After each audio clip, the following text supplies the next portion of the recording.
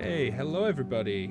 Looks like we are live for Patching the Monster, the follow-on from Feeding the Monster.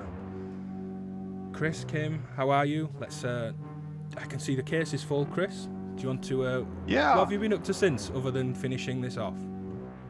Well, I've been trying to now tame the monster, the story, how to tame your dragon or whatever. It's like how to tame the monster. And I've been having to deal with a few issues with it. One was heat. We'll talk about that in more depth. It did get dangerously hot without fans. Second is tuning. After I tuned up like 15, 16 different oscillators and sound modifiers and things like that, I realized this isn't going to work. So I'm going to need to repatch it. So I had to move some modules around, kick some out, bring some new ones in. And then I've been integrating a mixer into the system, and it is truly integrated. It's not on the back end, but it's actually looped into the modular and back again. So those are three things I think we'll talk a little bit about before we actually get into patching the beast. And how about you, Kim? What have you been up to past couple of weeks? I've seen plenty of updates with Bjorn, patch and tweak, pedal crush. Yeah, we've been busy doing some stuff there. We can get back to that later. But I've been enjoying my little deluge here.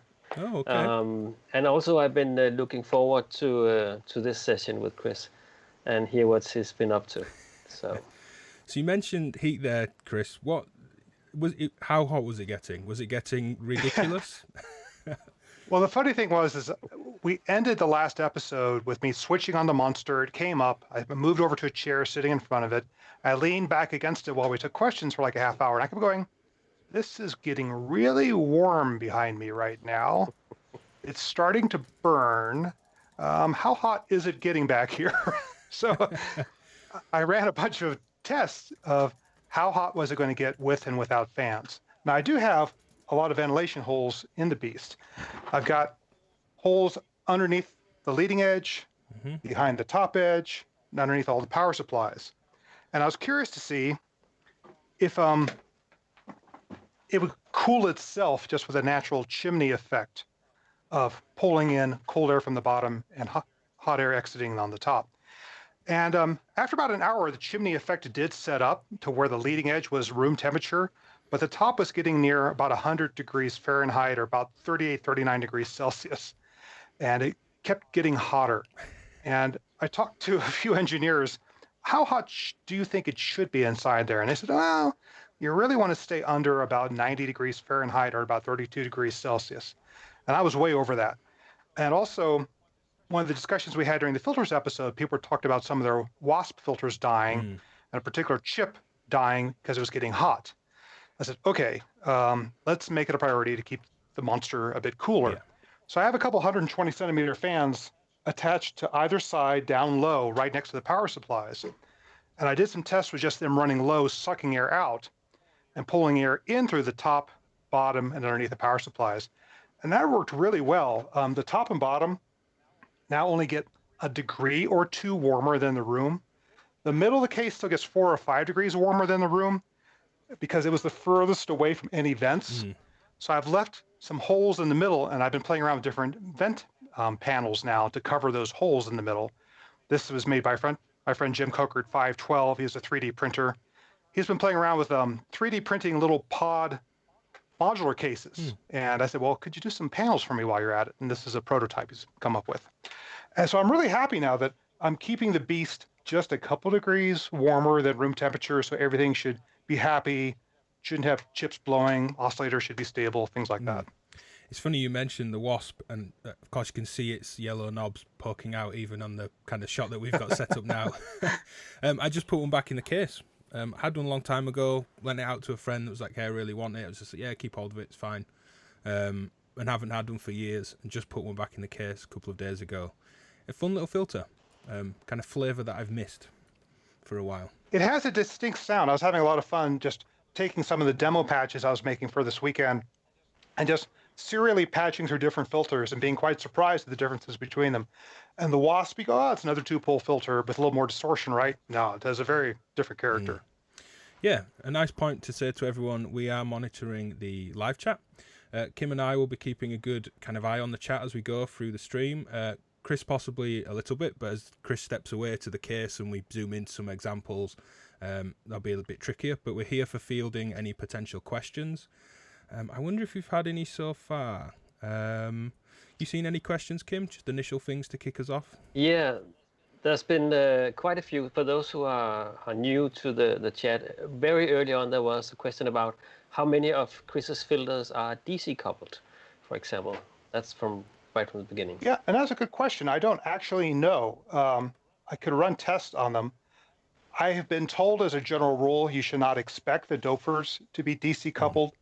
Although someone mentioned in the chat already that their WASP is. I know the ROSM stuff is DC coupled. Yeah. So I'll go back and double check that. I think a fair number of them are, but I don't assume it.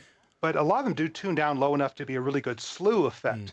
And you can use filters tuned way low as a slew, and that's a fun patching technique. Yeah, I had a similar question recently about making a kind of list of which oscillators do and don't take negative CV. I instantly knew you would have a better grasp of this than me. I've had the experience, but you've gone deep dive in trying to keep, as we'll get into, the Caltrans and keeping things calibrated and all working around what middle C is and not being all octaves off from each other. More chaos for me in a stack of cases, case by case kind of system. But yeah, another question we had, which is an interesting one because it's a very visual, obvious change. What is the mixer to your right? Well, to your left. Yeah, it is a PreSonus Studio Live AR16C, and it is a 16-channel mixer with built-in effects. But most importantly, it has a built-in analog to digital and digital to analog interface and recorder. So I can record all of the inputs and the master main out to SD card in the mixer. And it also connects by USB-C, actually, to my computer and comes right up with 18 inputs, all of the inputs, pre-fader, and the stereo mix out. And it also has it's 3 aux bus / effects sends. It's really designed to be more of a live mixer, but you can treat those live submix auxes as effects sends, which I have going into the modular and back again. And it's been working out pretty well so far. Yeah, something we'll maybe dive into with mixing. One thing that caught my eye, just to mention, certainly at this stage in the chat, it's not something I think we'll focus on straight away, but Eldo Abraham in the chat, apologies if I've said that wrong, says, can we talk about music theory applied to modular? Possibly, as we look at quantizing and scale choice and note choices, and they may come up in the patches, but this stream certainly won't be about music theory in any stretch. It may come up naturally, but it won't be a focus for the show. Maybe for questions at the end, if people are still here. We don't know how long we'll be. The previous streams were a good 2 plus 3 hours plus a piece. We've got some patch examples to get through. Plenty we can talk for hours. But it's maybe something to come back to. What I would suggest is to ping me a message somewhere, especially if you're on Patreon. There's some good discussions going around my Discord group, and that would be a nice kind of group chat to have there potentially. So let's move on from questions for now.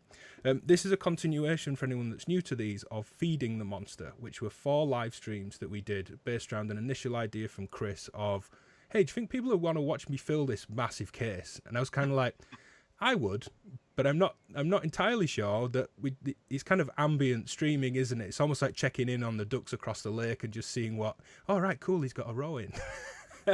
And but the real value, of course, that Chris was proposing and between us all that's been really interesting has been these module choices, why things are in there, why certain things aren't in there. We've mentioned the gigging case, we've looked at the custom power rig, and for a lot of those questions, it'd be good to tell people to go back to those videos. I think we're here for questions, of course, all through the stream, but generally there's a lot of content out there, and if you're on Chris or my Patreon pages, they will be indexed as well, so you can very easily skip around if you have questions. But where would you like to start, Chris? What would you like to get into first? You've a lot of patches. Let's go ahead. Yeah, let's talk a little bit about tuning and a little bit about the mixer, then we'll get into the patches. Particularly since you brought up tuning. I have a lot of sound sources, and my goal is to be able to mix and match them interchangeably. Just say, I want to add this one. Now I want to add this one in, and I want them to be there in tune with each other. And so the first thing that came to mind was, well, where's middle C on all of these different oscillators? I had originally set up on my keyboard and my MIDI to CV interface, which is currently an Expert Sleeper's FH1. I'm about to swap it for an FH2. So the middle C was 0 volts. I said, let's go through my oscillators and see where their middle C was. Put all the coarse tunes up their center. And I found there was basically at least a 4-octave range from oscillator to oscillator, what voltage they thought was middle C. And a couple of them weren't even on C if you put the coarse tune at 12 o'clock. A lot of them seemed to be like G as an alternative as to where to be if the coarse tune was at 12 o'clock. And then some wouldn't take negative voltages. I already had a couple Beats chalkboards in there to boost the voltages up for those modules. But we had a conversation during one of the streams about how nice it is to be able to just go over and quickly change octaves on your sound sources, either compositionally or performance-wise. So I said, okay, I have everyone tracking each other by using a bunch of AJH V scales, but they're all in different octaves or even different semitones. So to get them the rest of the way there, I bit the bullet and bought 3 Clavis Caltrans modules. And what the Caltrans does is a few different things. It's buffered mult, so 1 in, 4 out. It has octave and semitone offsets for each of those outputs. And then it also has the ability to have a closed loop with an oscillator, listen to it, and create a tuning table to make that oscillator track perfectly or closer to perfect across the keyboard. The challenge with the Caltrans is it's one of those things that does not believe in negative voltage. It only takes 0 to 8 volts in, and 0 was middle C on my keyboard. I had fortunately, the FH1 MIDI to CV interface has a lot of jumpers on the back, so I re-jumpered it so middle C was at 5 volts, put my keyboard down an octave so middle C is at 4 volts, and use that as a starting point now. So now I have this somewhat elaborate chain of taking the keyboard through V scale to go ahead and level out the keyboard to make sure it's tracking perfectly across all of its range. Then it goes into a Frap Tools 333, which is a mixer and precision buffered mult. And then that splays out to a bunch of Caltrans. And then there's a Caltrans channel practically per oscillator.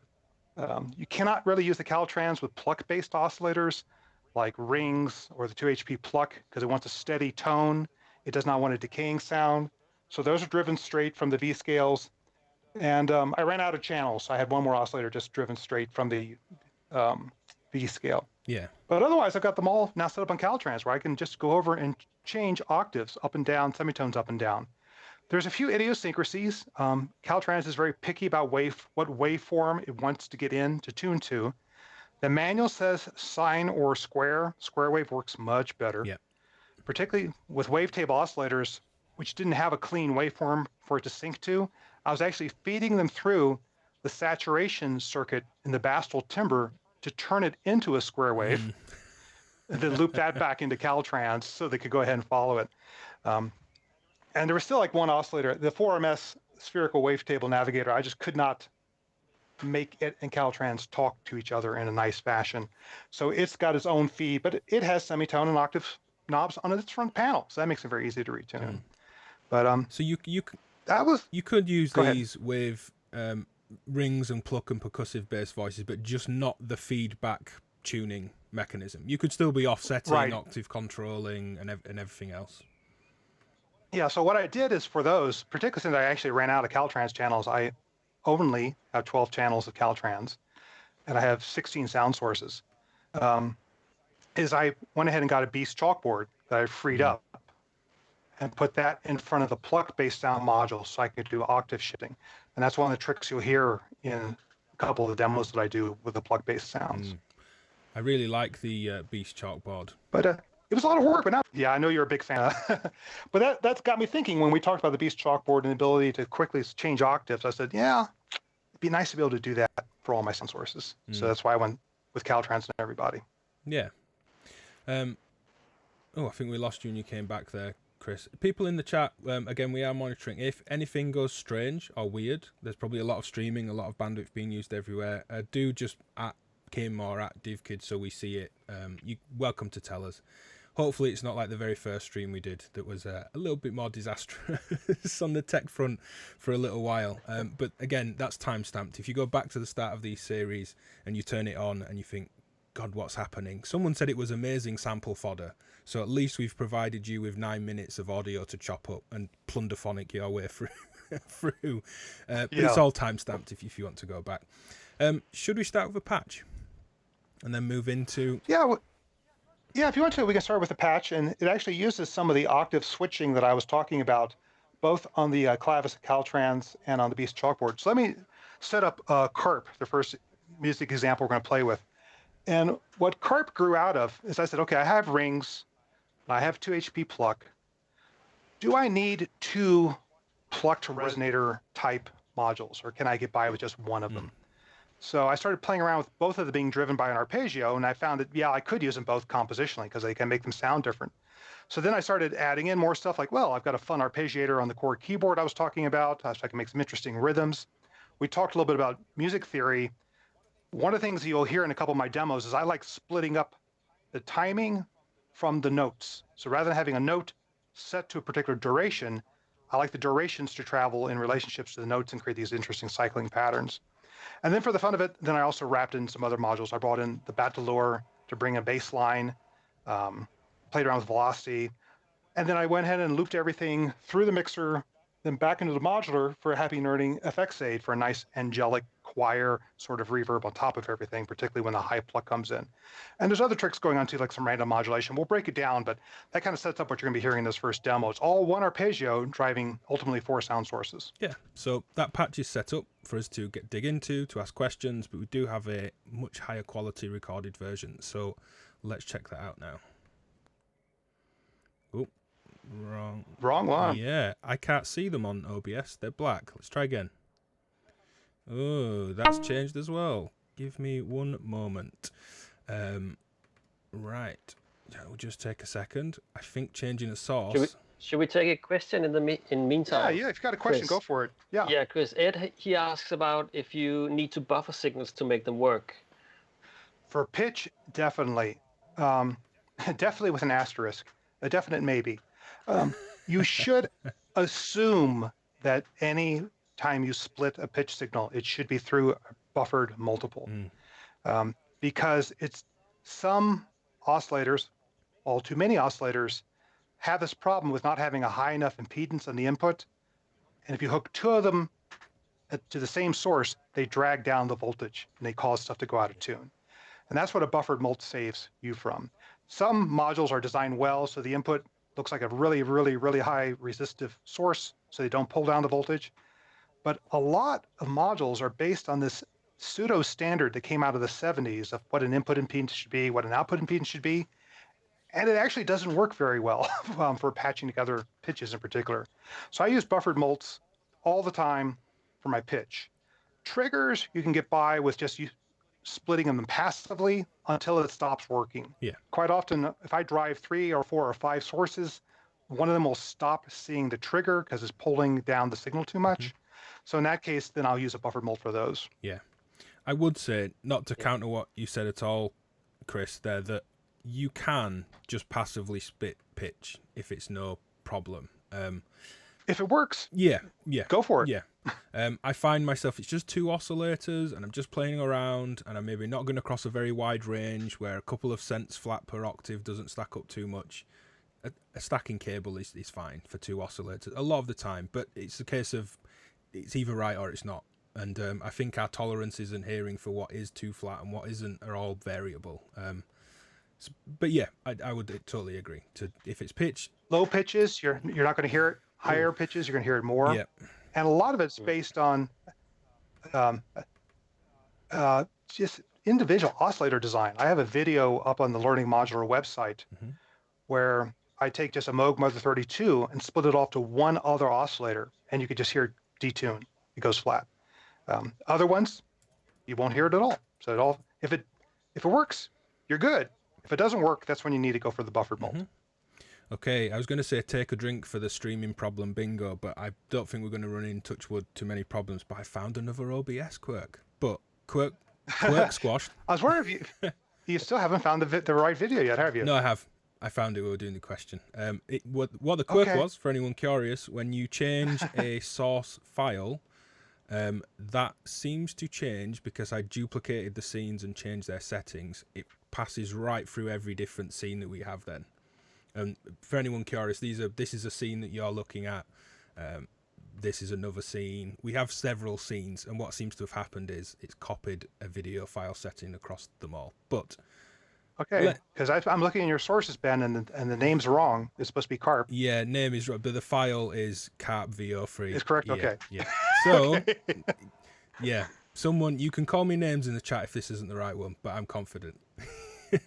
Let's go for it. Oh, before we do, did you blow any modules? Oh, we forgot about that. So after I took a bunch of modules out, rearranged things to make room for the Caltrans modules, put everything back in, I hit the power, and I heard one of my power supplies go da, da, da, da, da, da, da, da, da, really fast, and the lights came on solid on my modules. I went, oh God, what happened? And I found that I had one power cable where the 16-pin side was not keyed. Okay. And as I was reaching into my system, which has keyed bus boards, I just plugged it in. Said, it fits. It must be right. And of course, I was wrong. The high-end Acopian power supplies have proven to save my ass a couple times now. They've paid themselves already in 2 modules I should have blown, but they shut down before the module blew up because there was something wrong with the cable. Okay. Right. Nasty names in the chat at the ready. No, it's the right file. Let's check this out. The carp patch.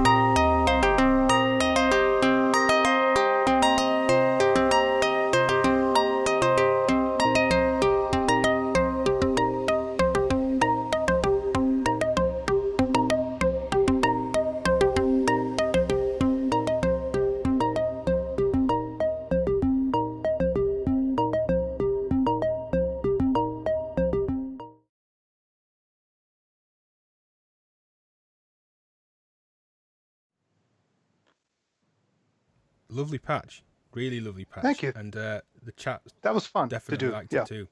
And as if by magic, you've moved camera as well. We had some really nice comments from people saying the really lovely stereo splitting and the quality is very good. Yeah, that was pre-recorded, so thank you to Chris for recording that. We do have it set up as well, so we can kind of dive right in for any specific questions. I have been pulling out some questions along the way, so at this stage, you're welcome to repeat them if you want in the chat, but no need for now for general questions. But anything specific to that patch, absolutely fire away. Kim and I are watching the chat.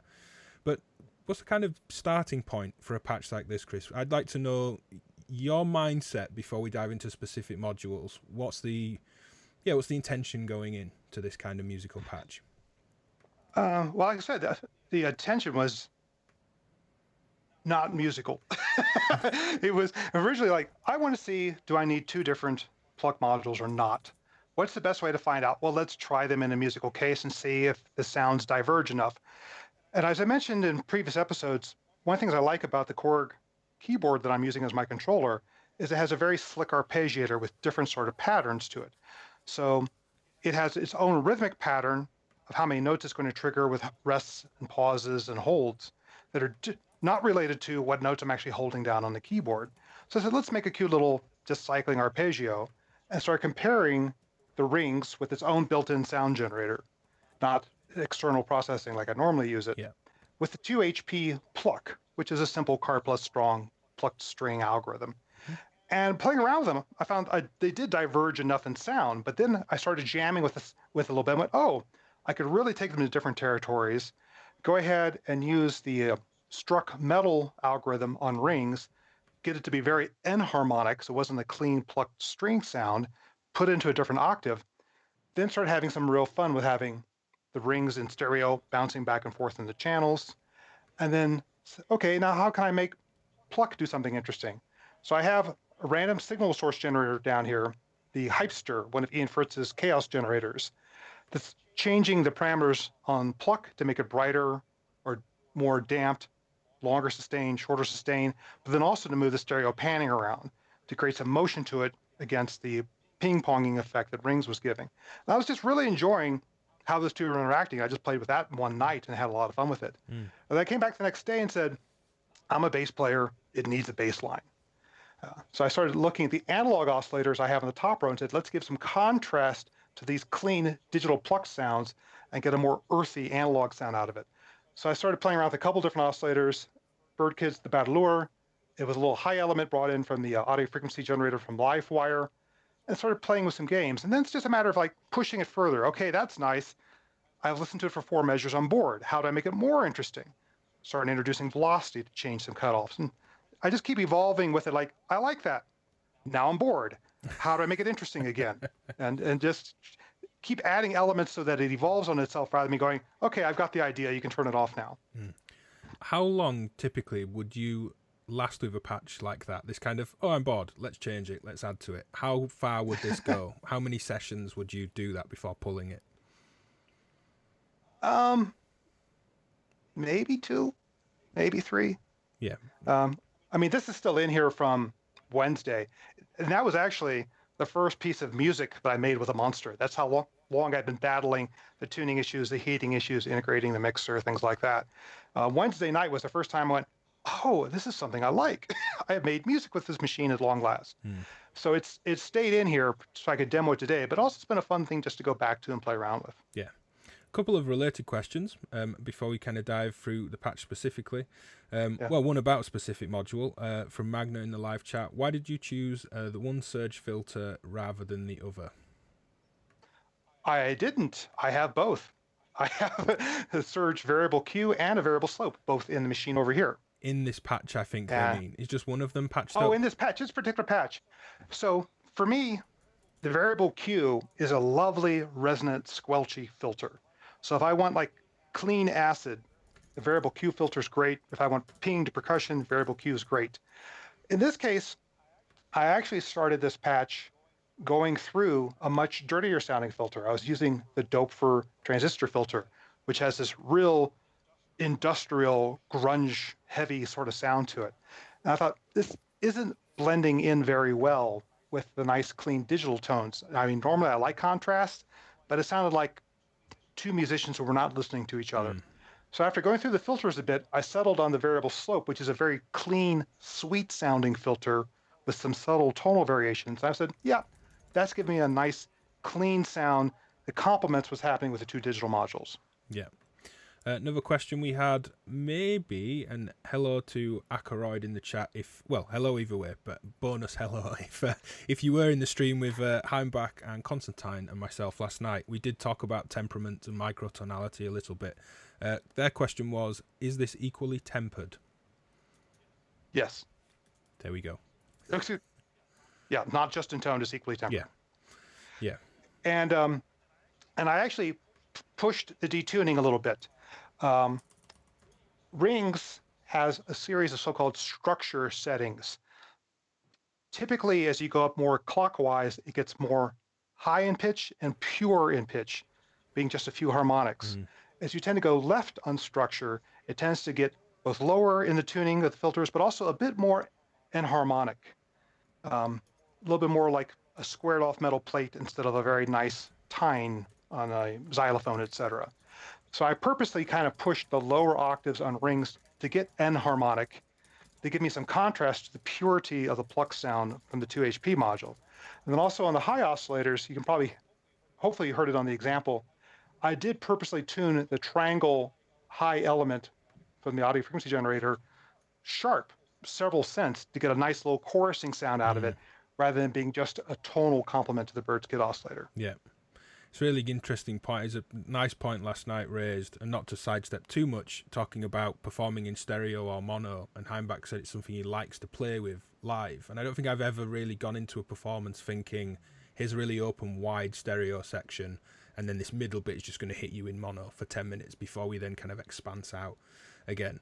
But the reason I bring that up is tuning is also something we don't necessarily think of all the time in terms of tension, which you're talking about is giving that chorusing, that little bit of beating, maybe not enough sense out of tune to be a real dissonant tension to it, but it's definitely there, and you can hear it in the patch that we heard as well.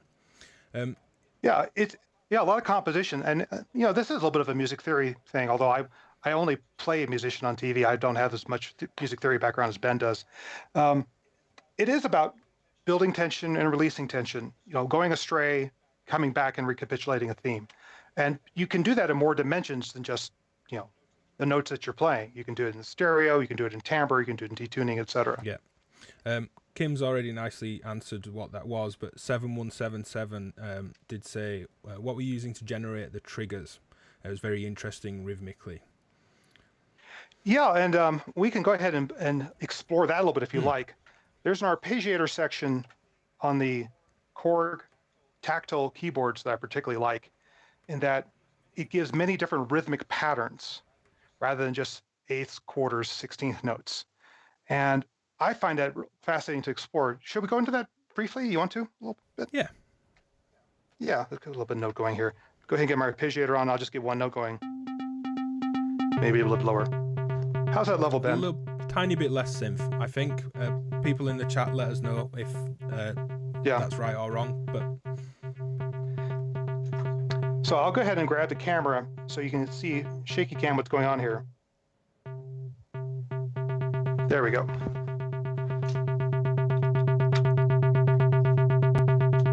And there goes Skype making it really loud because you've stopped talking.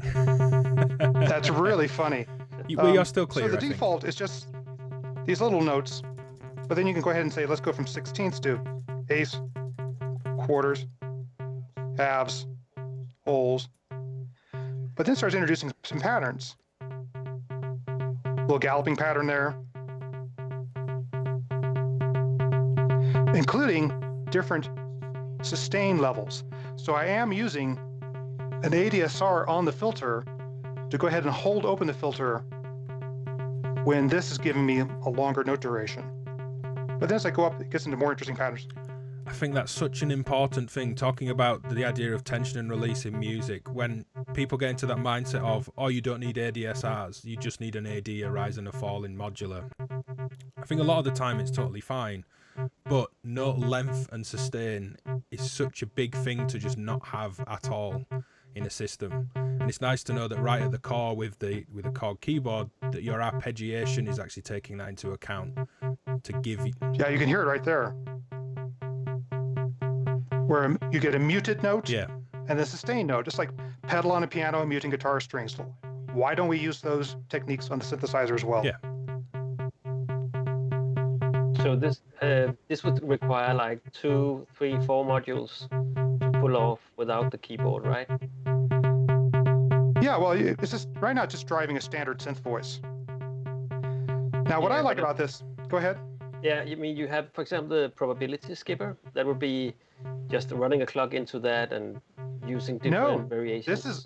This is all arpeggiator. This is no probability skipper. But my point was that if you had to do it with modules and not the core keyboard. Yeah, I could do it with a probability skipper to skip some beats. I might even do it with a trigger delay set to 0, but maybe a voltage controller over the length of the note as well to get some variations. And a lot of modern digital sequencers, like the Vector 512, now allows you to set duration for each note separately, and I do try to take advantage of that. Right. Now, the fun thing about this is that this, for example, is a 3-note pattern, but if I play like 2 notes on the keyboard, it travels around. I can say for those who have the Teenage Engineering OP1, it has likewise an ARP function, the endless sequencer, for example, or it has great capabilities in that sense too. There's one of the patterns I was using. And I really like this idea of separating the notes, the pitches of the notes from the durations of the notes to get these traveling patterns. It's a little bit Steve Roachish in what he does in terms of having modulations. I happen to really love patterns like that. I often call it decoupled sequencing. It tends to be a phrase I use for that, where they will be 2 separate devices, often in modular. A simple analog step sequencer that's just churning around, maybe with a steady clock. It's not, unlike this, it's not actually being kind of interestingly and rhythmically triggered. The pitches are just cycling and kind of generating around. But then separate to that, what triggers the gate will be a separate rhythm generator. And I know we'll touch on this in another patch you've prepared, but using rhythmic drum and percussion based patterns and sequencers and pattern generators to drive other melodic phrasing is really nice. But stepping between both approaches, because here what's driving, the pitches aren't changing all the time and the gates are kind of pulling a note out. It's a rhythmic pattern driving the pitch change as well, right? Yes, it's a rhythmic pattern, and it's also arpeggiating through the notes depending on what is triggering, and then you also have the different durations of the notes. So you have basically 3 different things cycling, which I think creates a lot more interest to it than a typical, what we normally associate with a Berlin School sort of sequence. Yeah. Very simple question to answer. What model of Korg keyboard controller is that? This is the Korg Tactile 49, 4 octaves. It's actually the so-called Triton version because it also has a bunch, like 1,000 built-in sounds as well. I've tried using the sound portion of this. It's really, really low in level, and it's not that exciting to me, but I love it as a controller keyboard because it has that great arpeggiator, but then it has pitch mod wheels. You can't really see it off camera now, I'm afraid. Sliders, knobs, XY pad. We'll be playing around with the XY pad in one of the patches. Velocities on the keys. The arpeggiator remembers what velocity you played the different notes at, which is also very important. So I went through a lot of different controller keyboards and settled on this one, even though it's relatively rare. It was kind of hard to find just because it had that much variety, and I love the arpeggiation patterns out of it.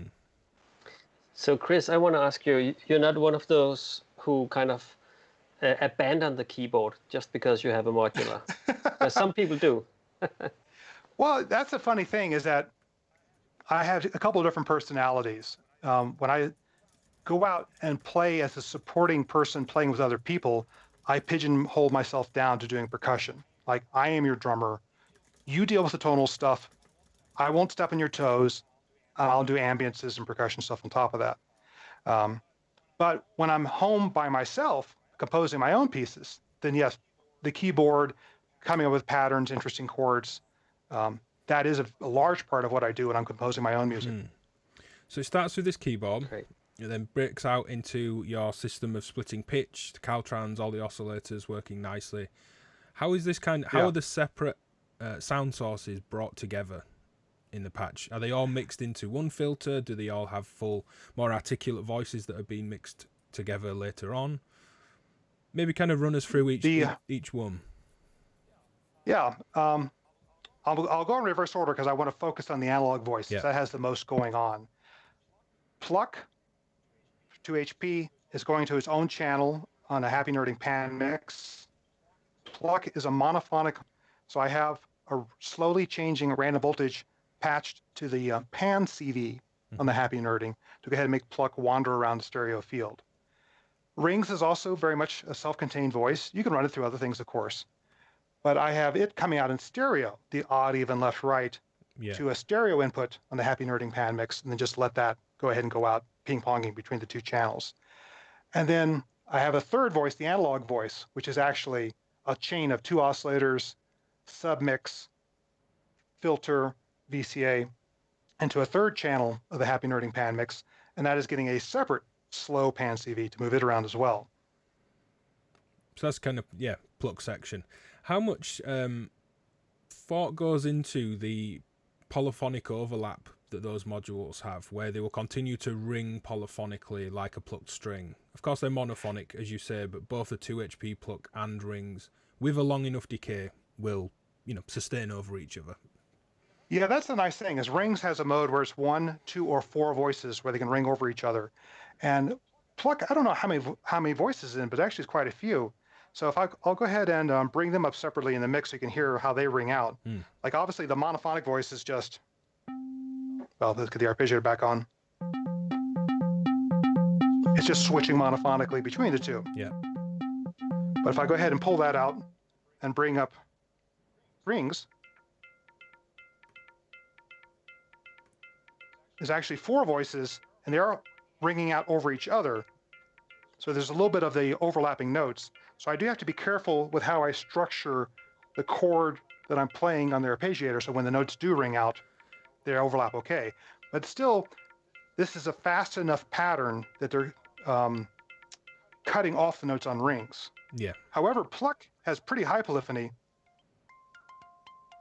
and you really hear them ring out there. That was the reason I asked that if your chord choice could lead you into a pattern where you've notes maybe a semitone apart that are really clashing not very nicely. That's not too bad. That's the second. There you go. Yeah. There's the devil's interval. A flat 2 or a flat 9. Yep. Yeah. It's really beautiful when there's a spread of a couple of tones or more in a general chord tone. What I particularly find, again, I'm not as strong in music theory as you, but as I split things out over pitch, I can get away with more the more they're separated in pitch. Like I could throw in a sixth 2 octaves up. So if I put it together here, it's kind of odd, but if I put it here.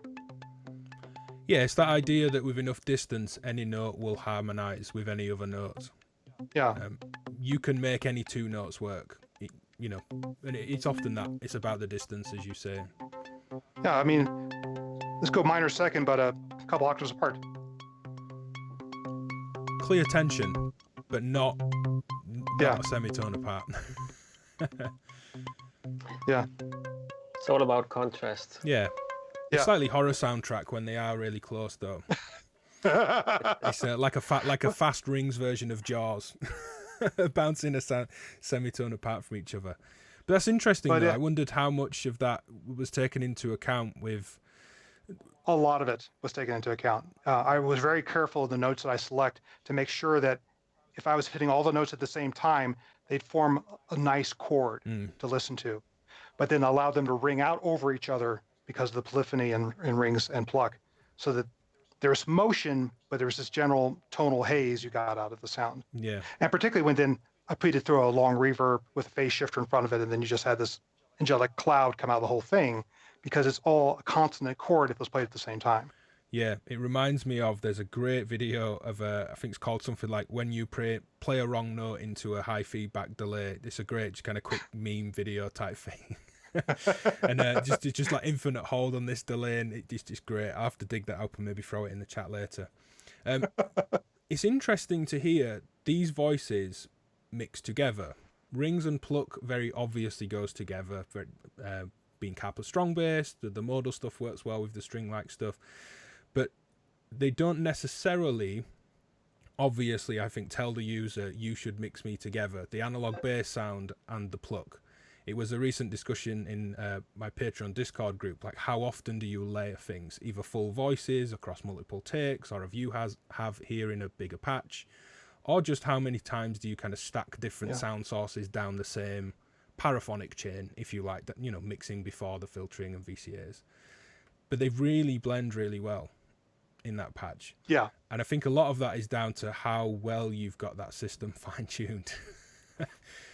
Well, a lot of it is the system's tuned, but also I spent half hour, 45 minutes going through different filters to see which one gave me tonally a sound that blended with the other ones. The transistor filter from Doper was just to ba, ba, ba, ba, ba, ba, ba, against all these nice ringing sounds. The really clean variable slope filter from the Surge was lovely. And I put a pluck envelope on that filter so that it would mix in as well with the general shape of the other sounds. And that's one thing I wanted to show a little bit is I was kind of taking advantage of not just having a filter downstream, but also using the filter built into the bird kits to get some tonal variation. Like if I play just one note, your bass back on again. We'll go back to a simpler pattern here. There we go. And I'll open up the filter. Where are we at here? Oh, there we go. So I have the cutoff on the bird kids responding to velocity. So if I played a soft note, it's very low. If I play a loud note, whoops, it's bright.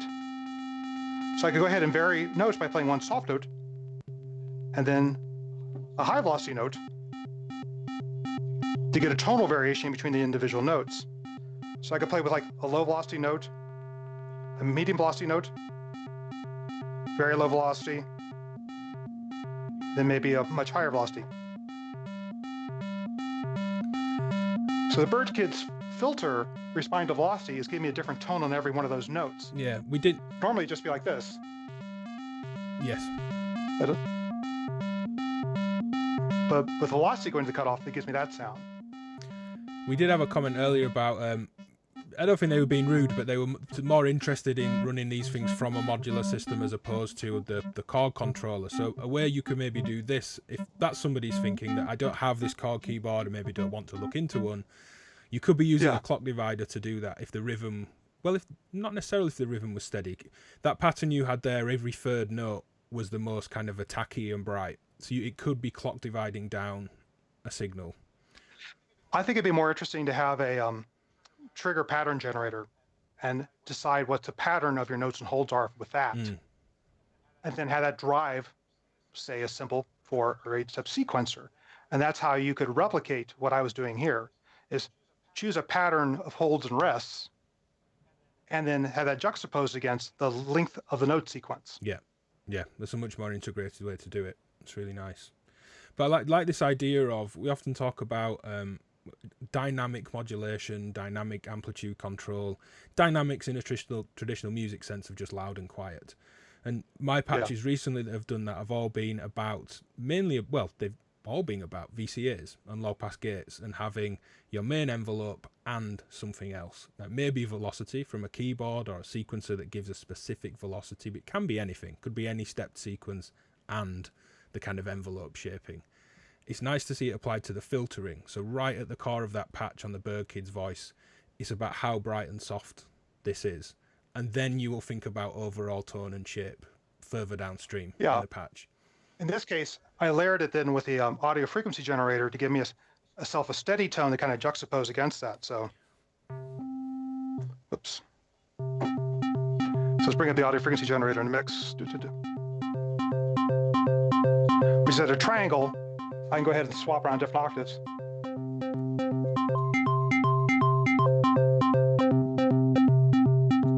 can take the bird kits down an octave. So the bird kits by itself is baseline, but then I have a triangle from the audio frequency generator up high, where I can take the bird kits out. And that happened in one piece in the demo where it's just a sweet little triangle on top.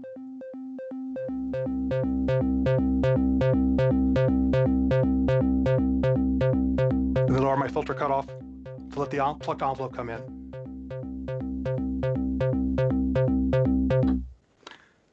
So that was nice to also be able to change octaves to change the roles of those two oscillators and how they mix together as well. Yeah.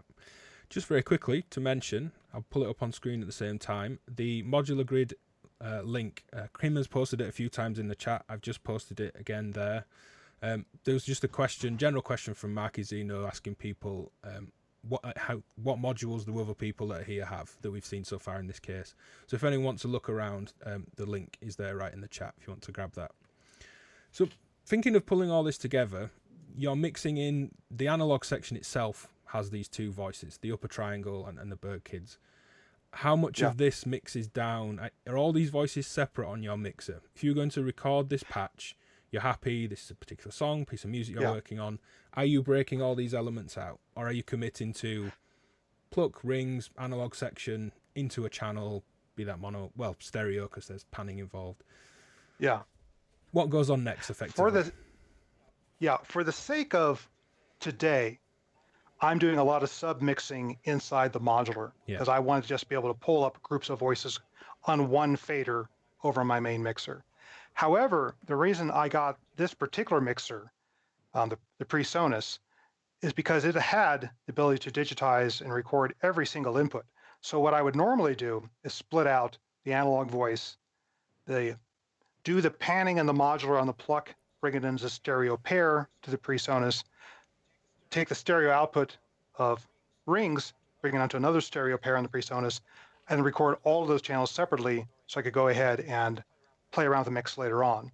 What I'm also doing is, although I'm using the effects sends, the aux sends on the PreSonus, they're actually coming back into the modular through an external audio interface. I'm actually using the Strymon AA1 to bring them, the effects sends from the mixer up to modular level to then feed through. Let's go ahead and pan down that section quickly. That's interesting that you go out of the modular to send back into the modular. Do you find that to be very clean going through the Strymon? Pleasantly so. The Strymon, and then I'm going back out through main key music, please exist transformers.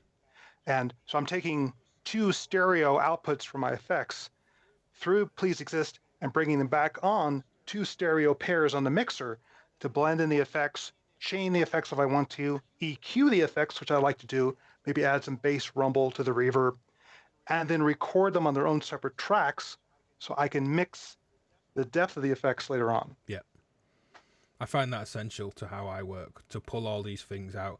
Even if I feel I've got a really good mix going on, there may just be one thing needs changing, or I want to change, or just very broad stroke automation of, I really like what I was doing, but I just over a minute want to bring, say, rings and pluck out. I like this up and down, fading, panning they're doing, but maybe I just want it to kind of fade out, but I don't want the analog bit to fade out, and I didn't do that live. So just a very broad downward automation to take something in or out, I find is really useful. Yeah, for the recording that I did here, I went ahead and manually faded stuff in and out. But I also had some automation in terms of random modules, also creating some interest here. For example, on pluck, let's go ahead and set up another arpeggio for it. Bring it up. I have a chaotic source changing its damping and the duration of the notes.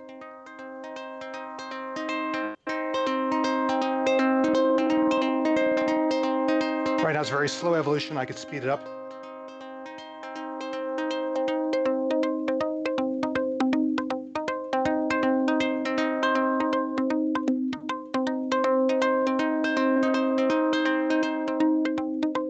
So it's all automated by the random module.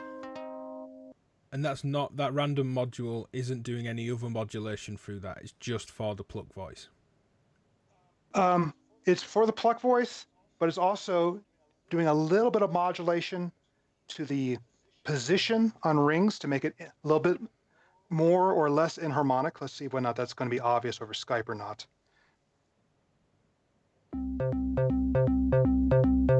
Not particularly, but if I turn up the CV, oops, wrong voice. Here we go.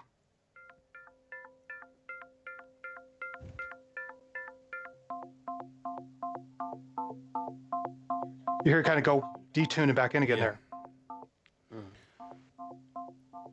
So I have that going on, and I have one more output from the random voice going over to the panning of the pluck to also move it around, and not just a simple auto pan stereo way, but where it wanders a little bit throughout the mix. Yeah.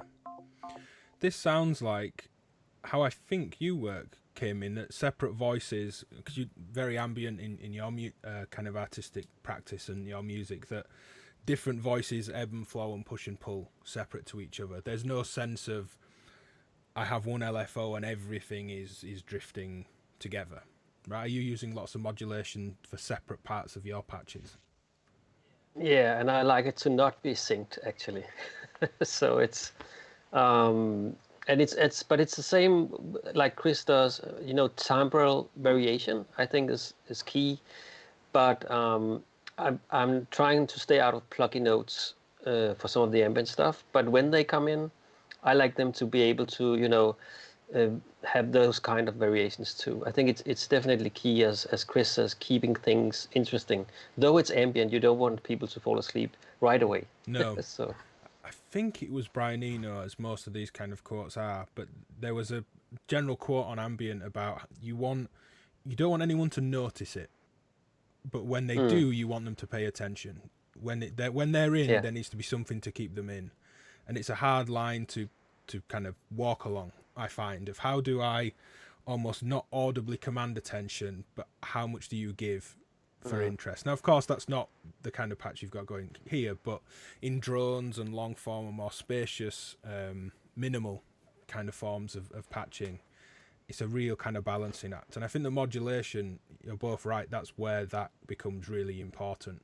There needs to be, as soon as I can hear repetition, i.e. all clock synced LFOs, that's when I start to tune out. You've heard it a couple of times. It's that rule of three. Once you've heard it the third time, you know it's a loop. And then you mentally just kind of tune out, even when you're trying to pay attention. I think in general, there's nothing wrong with loops as long as they're not synced too much. Like you have a 7-beat or like a 6 and 5 and 13, whatever, so they kind of phase in and out. I think that's what I like a lot, at least. Yeah, that's a key to like a lot of Steve Roach's music, because he has a lot of different sequencers playing all at the same time with different length sequences, and he'll also play pads and have that fading in and out on his own time base, and then he'll just go over to the mixer and bring these sections in and out. I find the same even with, in fact, it may soon be on Google's audio library. I've just made another album for Google for their YouTube audio library. And after I got tagged in, it's not a polyrhythm, it's a polymeter kind of meme, because that's my keyboard warrior moment. It tends to be about polymeters.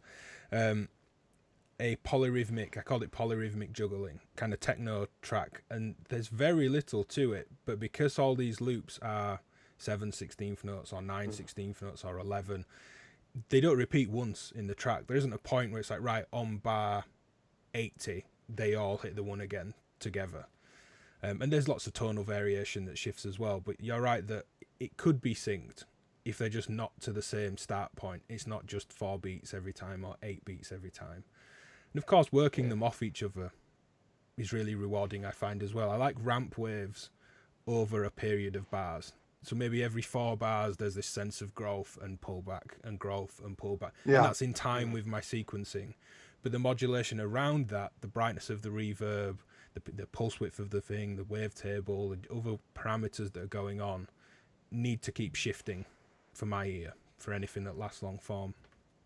We did have one question relating to this as we spoke about mixing. We covered it a little bit, but good to just go over again. How do you deal with signal level from the mixer? That was the Strymon module, right?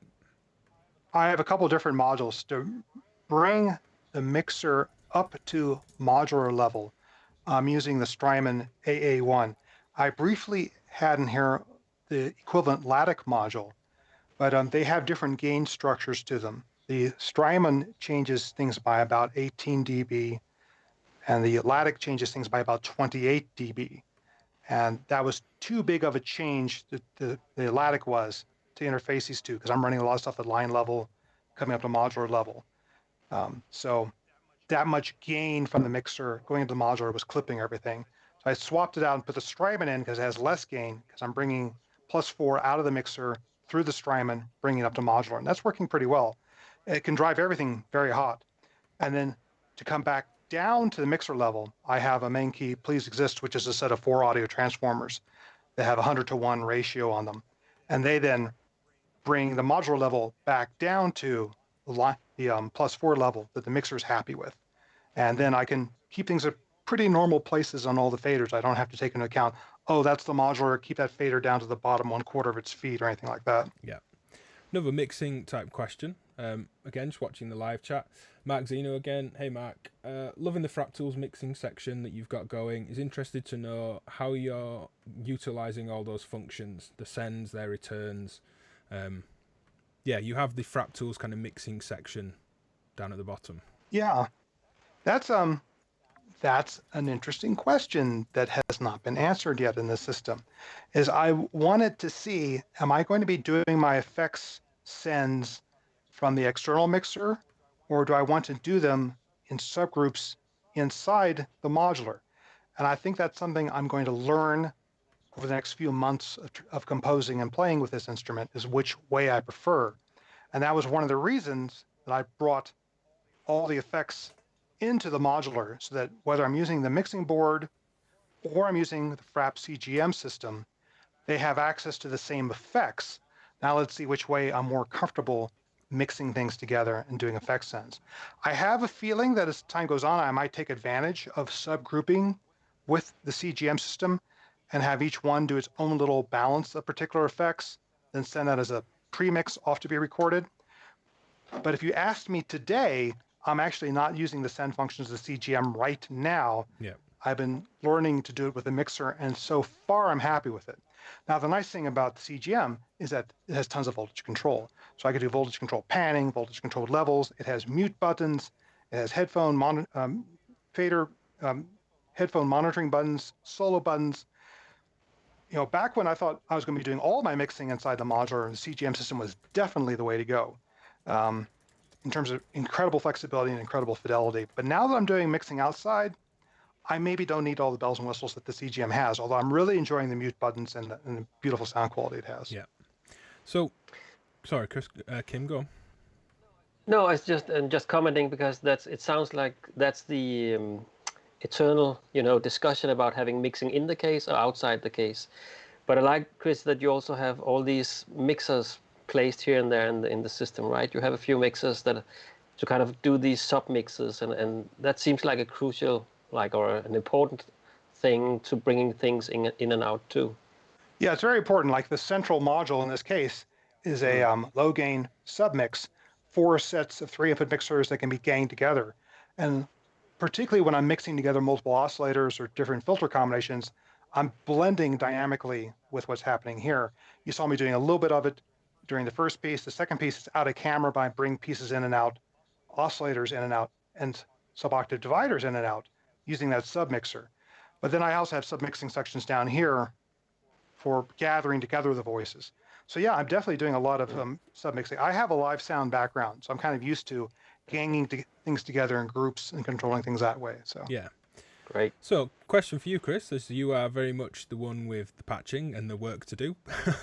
Kim and I observe.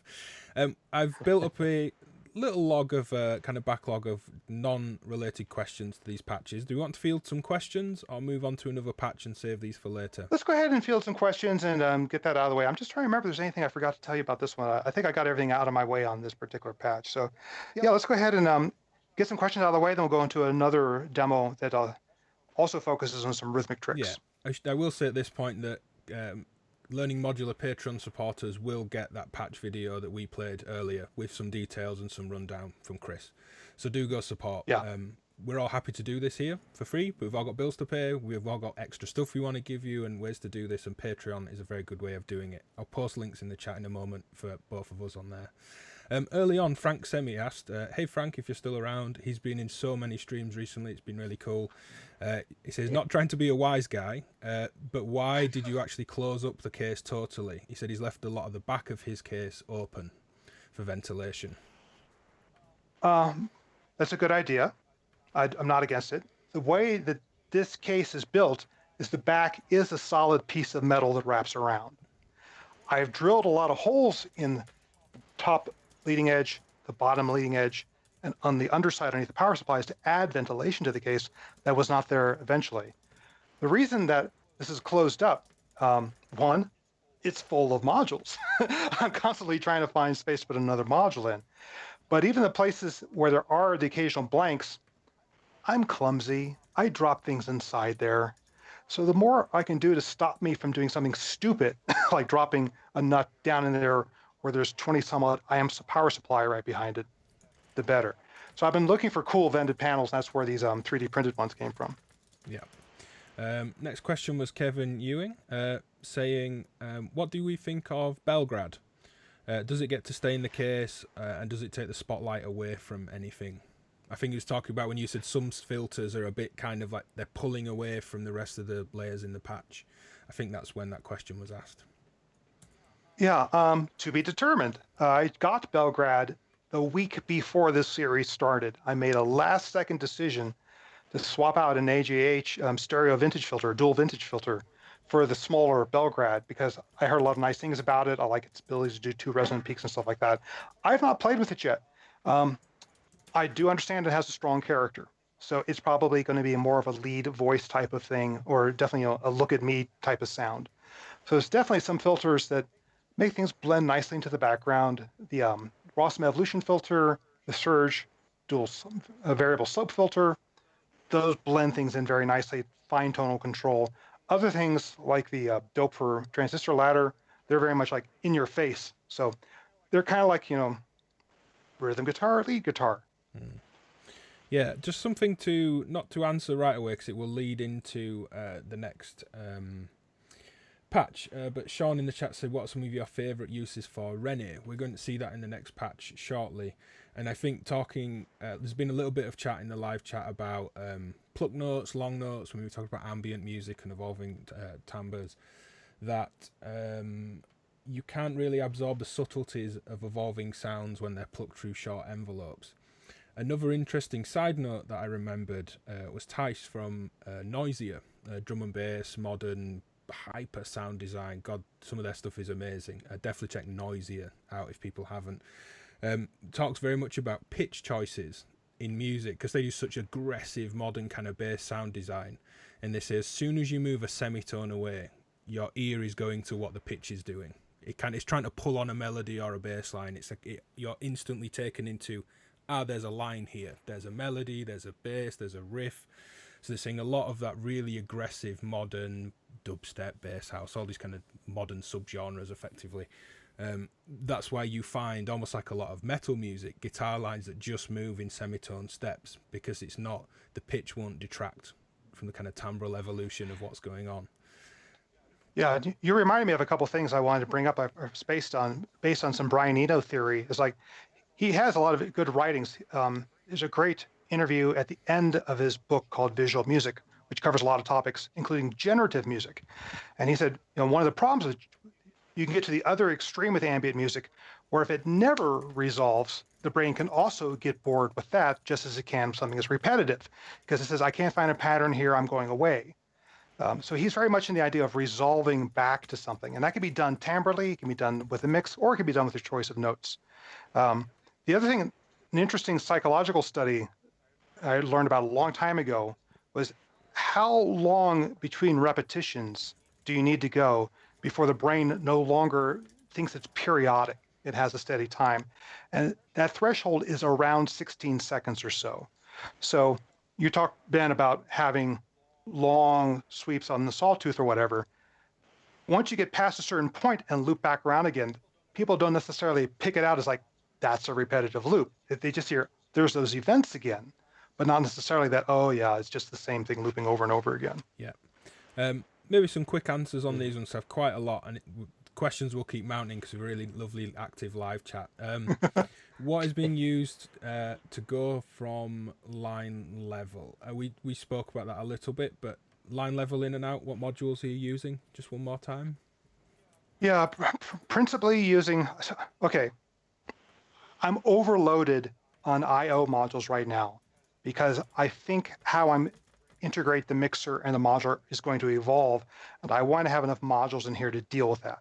So right now, I'm using the Strymon AA1 strictly as an input module to take the lower levels from my mixer, bring it up to modular levels to process in the modular.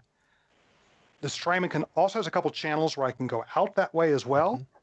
I've got those unpatched, and I can use them later on to go ahead and patch into a couple spare channels on the mixer, because I have several unused channels just begging to be used.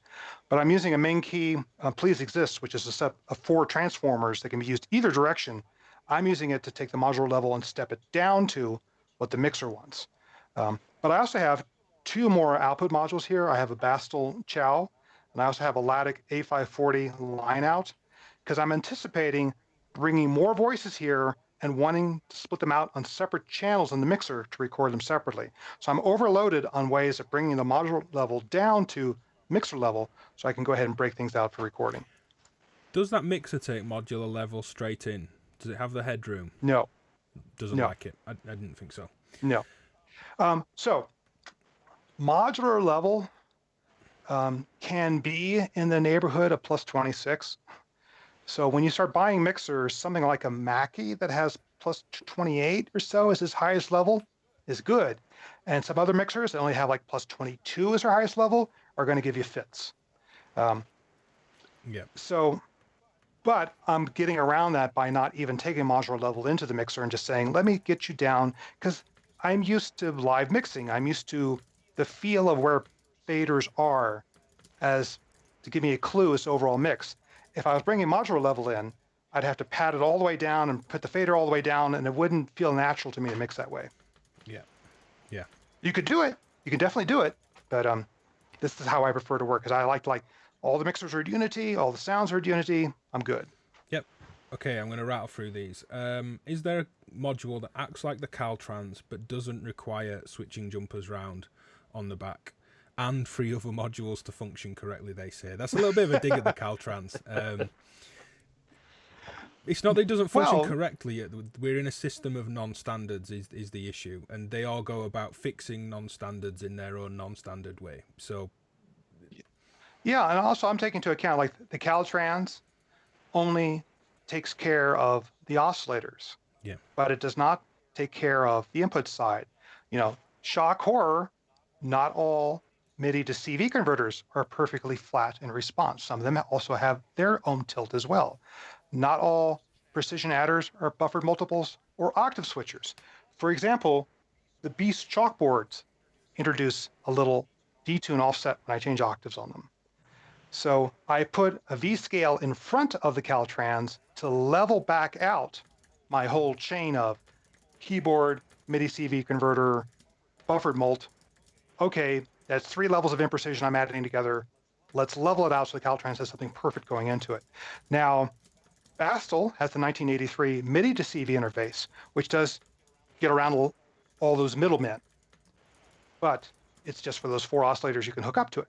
I have 16 oscillators, so I needed the modular approach where I could go ahead and split stuff out. Yeah. Next question was, are there any buffered mults with on-off switches? That's from Doc New. I couldn't think of any. Yes. Just to quickly ping him back in the chat. Hey, check this one out. Molecular performance mult. It's because it has the same thing that many of them have: input, 3 outputs, another input, 3 more outputs, and if nothing's plugged in, it just cascades them down. But the performance buffered mult has a switch at the bottom that breaks that normal position. So you can use it to take these out of the circuit or put them back into the circuit. It is a buffered mult. I'm actually using that for triggers, to go ahead and gang out a bunch of triggers at one time, or gang in a bunch of triggers at one time. And where did it go? I just got the new module from Ali the Architect and ADDAC, the OR switch. Yeah. which is going to give me the ability to do that with gates, not CVs, but with gates as well. Yeah, but what I presumed they meant was when you see like switched multiples, where you can route like a dope for switch mult to an A or a B, which are all passive. I can't think of a buffered version of that. I think WMD has one, don't they? Good question is how precise it is. Yeah. Ben, I think Future Sound Systems, and Finley was talking about having an active version of one of their matrices that was going to be that accurate. The active pin matrix is great for pitch, but it's putting like an AKS Symphony type pin matrix in. It's maybe a bit bigger than you want. But yes, yeah, there's one for us to chew on. One that doesn't have an obvious quick answer, I don't think. The Clavis Caltrans does have one input, has 4 inputs, and they cascade down. So if I plug into the top one, it cascades to all the other channels as well. But I can interrupt that. And one of the things I have around here is actually a plug that's been shorted out to ground, so it's zero reference. I can just plug into jacks to go ahead and say, I'm taking you out of the circuit, and you're going to be at ground. You're going to be 0 volts. Yeah. I'll very quickly say this next one will be featured in the next patch, which we'll move on to in a moment. Do you use logic to generate modified, more complex melodies from 2 or more simple sequences? Yes. Yeah, simple answer. We'll blast through because the chat's that active that I'm doing to get to the next patch shortly. But why no maths? You don't have to have a maths. There's not a single module everybody needs to have. Maths is great though. Don't get me wrong. I'm not saying don't get a maths, but it's not a failure in some way that there isn't one in there. Despite everybody always saying just buy maths. Yeah, math is awesome, but I have all of its functions replicated in here. And also, I have math's prehistoric granddaddy. I've got the Dennis Electronics control voltage processors. I have 2 of them that Tyler Thompson right now is refurbishing for me, and they're going to be right here when they come back.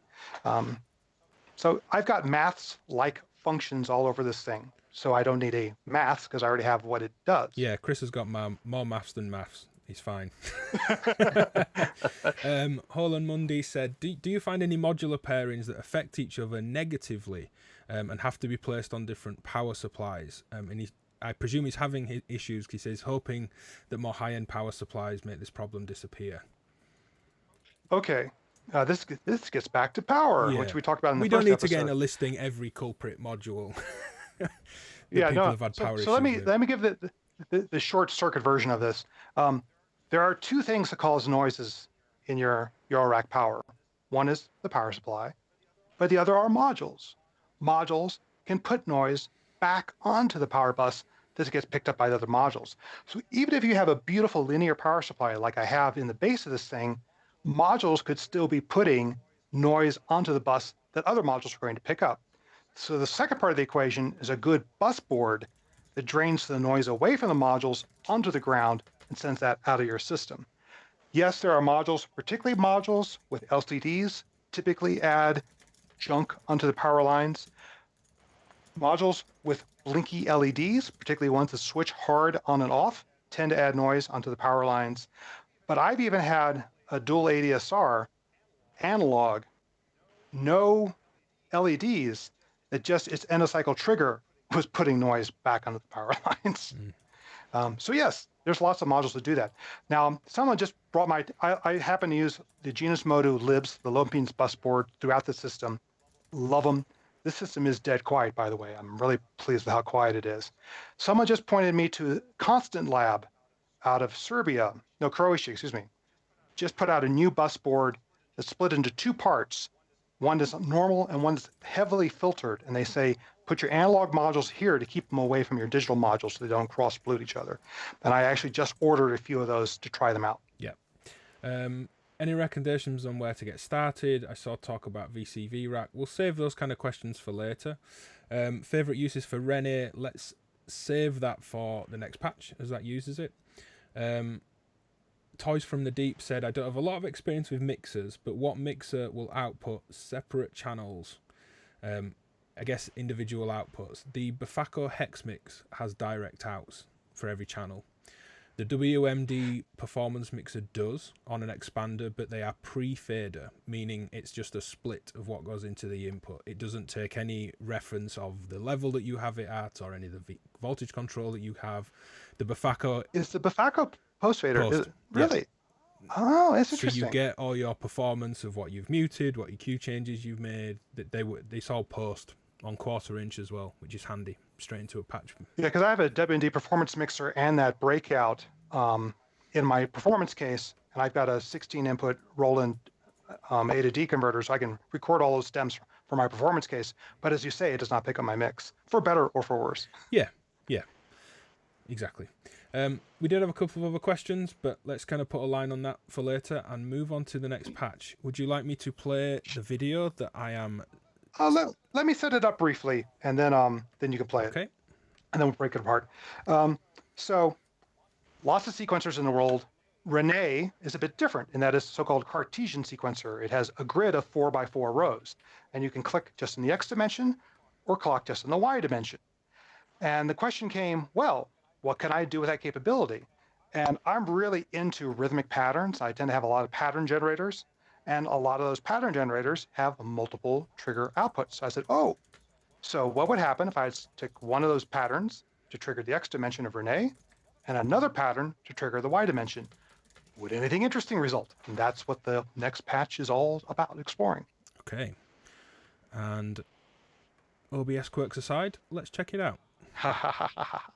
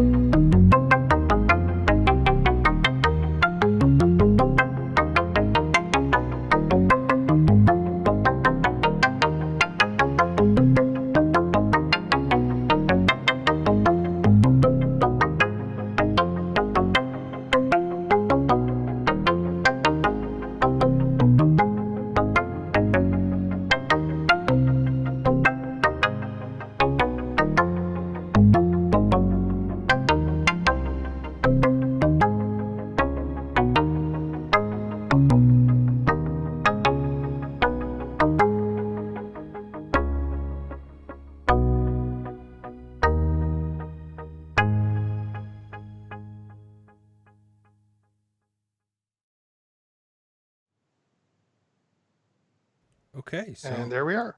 yeah, first thing to say, specific questions or unrelated questions. I'm still taking notes, but specific questions for now about that patch. Do fire away. I'm taking note of them and will ask as appropriate. So where did this patch start? Again, I mean, we're all here for modules, of course. Let's not pretend we're not into gear. But kind of, where did this start? Was it just experimentation? Was it a particular idea of the rhythmic driving of the sequencing? How did this kind of patch start? It all came from wanting to create variations on a sequence. I mean, I very much like Berlin School stuff where stuff is very repetitive in a row. That's a type of trance music that I particularly like, is the constantly repeating, slowly evolving, moving like a train sort of rhythm. But I said, well, is there a way to make those sequences evolve in interesting ways? And some of those old analog sequencers had the ability to randomly switch back and forth or to jump over steps, things like that. But Rene, to me, presented another interesting option of breaking it into a set of four-note sequences, or actually, eight, four in the X dimension, four in the Y dimension, and see if I could come up with interesting ways of clocking through that to create variations on what would otherwise be a Berlin type sequence. So my original thought was, well, let's get some rhythmic sort of triggering going on. Let's evolve the pattern. It ended up being more interesting than I thought it was going to be honest, because I'm using what's nominally the kick and the snare paths out of grids to trigger the X and Y respectively. And normally the kick and snare do not hit on the same beat. So there was a lot of fills of half duration notes where you went from the kick to the snare hit as opposed to kick, wait for it, kick hit. So I got a lot of more interesting timing variations out of combining those two channels to drive the two dimensions in Rene.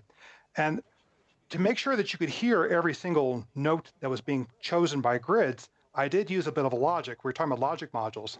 I had to take the triggers that were coming out for the X and Y dimensions, split them, have one set go to X clock and Y clock on Rene, and the other pair go to an OR to OR them together to say if this one triggers, or if that one triggers, send a trigger out to my envelope generator, and also my sample and hold, which was changing the wavetable selection just to add some more timbral variation from note to note.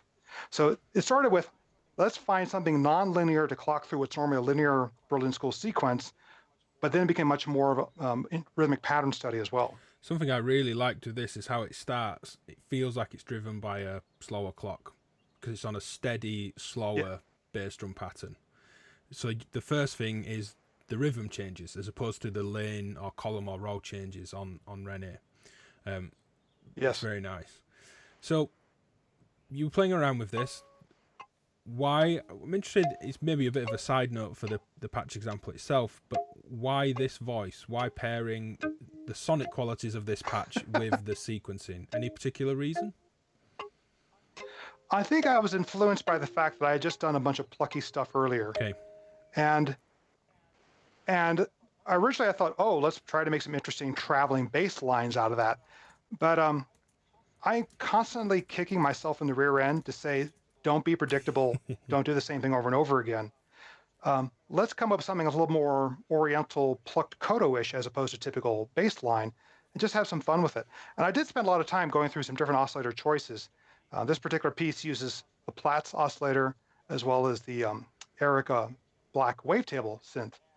And I was originally going for a synthier type sound, but I just ended up liking the plucked timbre, going for some thinner sort of variations, initially at least till I brought in the sub-octave, just to have some real fun of letting those individual notes ring out when it is being slowly triggered, just to create that bit of tension as we go from the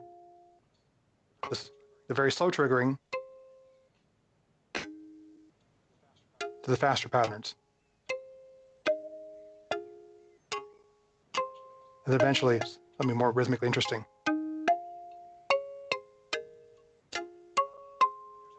And there's that traveling 3 against a 4 again that I like. Yeah. Yeah. I notice you're layering sounds again. Do you ever find you're just patching a very simple voice? Or is that just not the beauty of the options that your modular system presents to you? This is where I get into trouble. my personal taste, my personal aesthetic is, if I'm going to get in trouble, I might as well get on camera and get in trouble for that. I'll ping us back to the chat scene. Yeah, there we go. Yeah, my personal feeling is this: don't settle for the simple. Now, I know that's kind of, Kim likes to say, when does he know when a patch is done? Is when he's removed everything that he can. I kind of push myself in the other direction. Oh, one oscillator, that's a nice sound. I go, yeah, but it's simple and it's going to get boring soon. How can I make it more interesting? So I work quite a bit on layering sounds, and particularly different textures of timbres, because I want it to be more interesting than, oh yes, that's preset number 13 on this instrument, or that's algorithm 7 on Platts, or that's wavetable such and such. I'm trying to push myself with my modular to get beyond the stock and the standard and the easy and say, I've got all this power, let's use it to come up with something someone maybe hasn't heard before and it's hopefully more interesting than they've heard before. Yeah. No, I completely see both sides have been quite reductionist and then throwing everything in. But no, it's tasteful. You shouldn't misunderstand the reductionist thought. No. It's actually like if Chris doubles it, and then he would pull it back a bit, maybe. That's what it's about, Just keep putting stuff on, and then if it's too much, that's the beauty of painting. When it's too much, it's just too much. You have to scrape it off.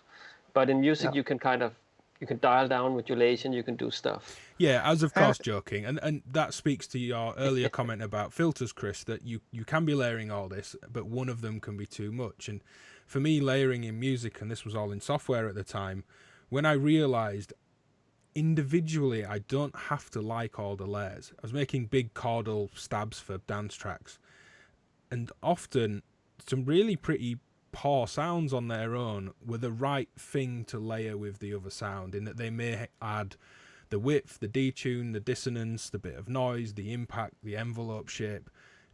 You can design sounds and layers to just fill in the gaps. So individually, it might be this weird, scooped, bright, but deep, odd, weird thing, but that may just lift this kind of the whole patch together.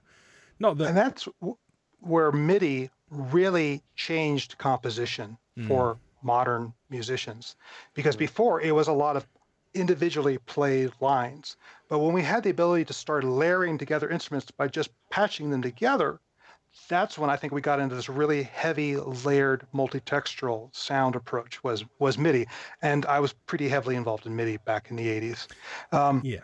So I think that's probably influenced my approach to modular. And what you did not get to see in that video, and I can go ahead and demo a little bit here, is I do have 3 different outputs from these oscillators coming up to a submix, and I was playing with that mix during the course of that demo. Yeah, you've also Sorry, Kim, go on. No, it's very much an orchestral approach, right? You've always done that in the orchestra, layering strings with horns, for example, and I think that's where also your approach, Chris, also comes in. You see your modular as like this kind of orchestral collection of voices you can layer. Yeah, this is my personal orchestra, and also, I'm sure it's been an influence.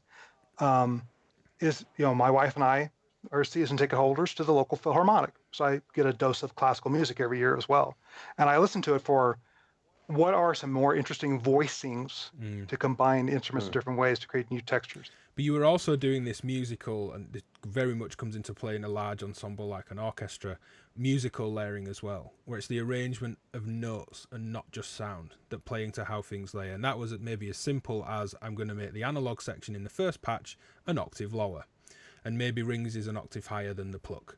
So you're just by fundamental pitch creating separation that is then going to layer back together as a nicer harmonic structure. It's a very common trick for, say, a band. You don't necessarily have the guitar player and the keys player playing the same chord inversion in the same octave, and then having a fight EQ in a production to get them out of each other's way. You can just spread them out a bit, and that maybe works a bit better. But particularly the first patch, that was a big part of it. Like when rings and pluck were on the same octave, it became a layered sound. When they were 2 octaves apart, they became 2 musical lines. Yeah.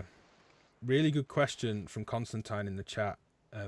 How many layers I'm trying to ask. are too many layers? I'm trying It's yeah.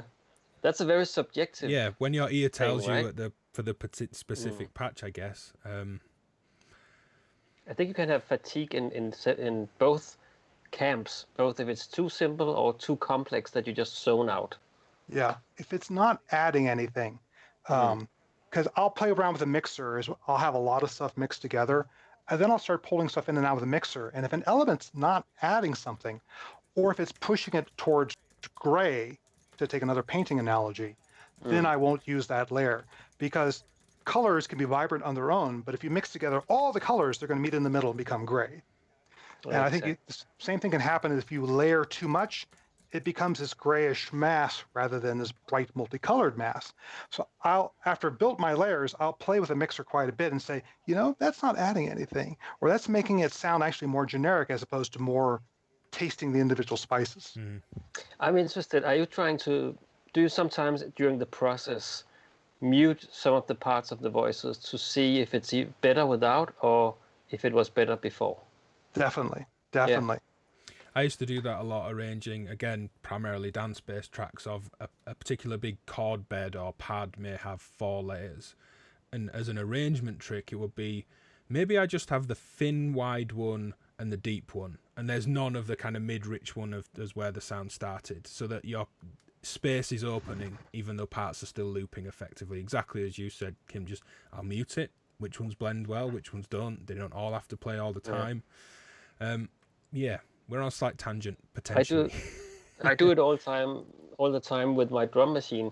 I mute something by accident, and it doesn't sound right. So, you know that feeling when it needs to be in the mix, otherwise it just doesn't sound right. Yeah. So. Or on the other hand, if you didn't miss it, you go, well, it doesn't need to be there, does it? Yeah. Yeah, exactly. Yeah. Really cool story with Gaz Williams on Sonic Talk this week about people just deleting his parts in studio sessions. Just, nope, that wasn't it, delete it, just lop it off. But yeah, back to the patch.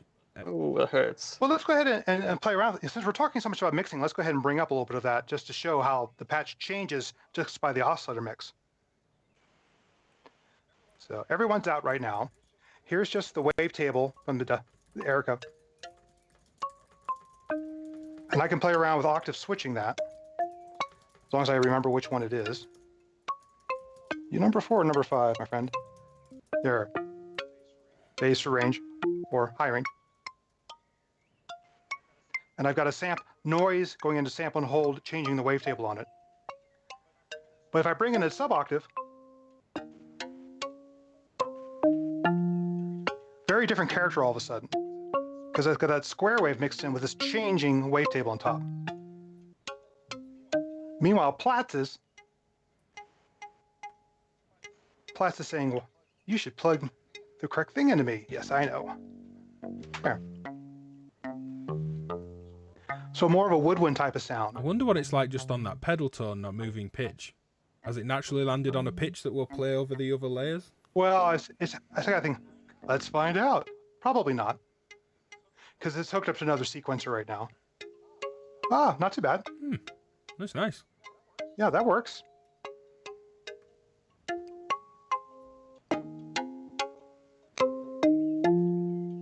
Let's take Platts down an octave for fun. Oh, it's begging for a slower sequence now, for a slight counter melody to it. It does work very nicely, I like that. Well, this, effects don't work very well over Skype, but this was also something I was using the Strymon Magneto a lot on. And let's see just how bad this is going to sound.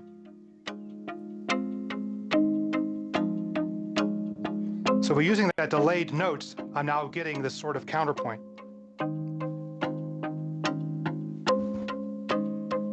Can you add some faster triggering in again? Curious as to how that plays into the bed that the delay has created.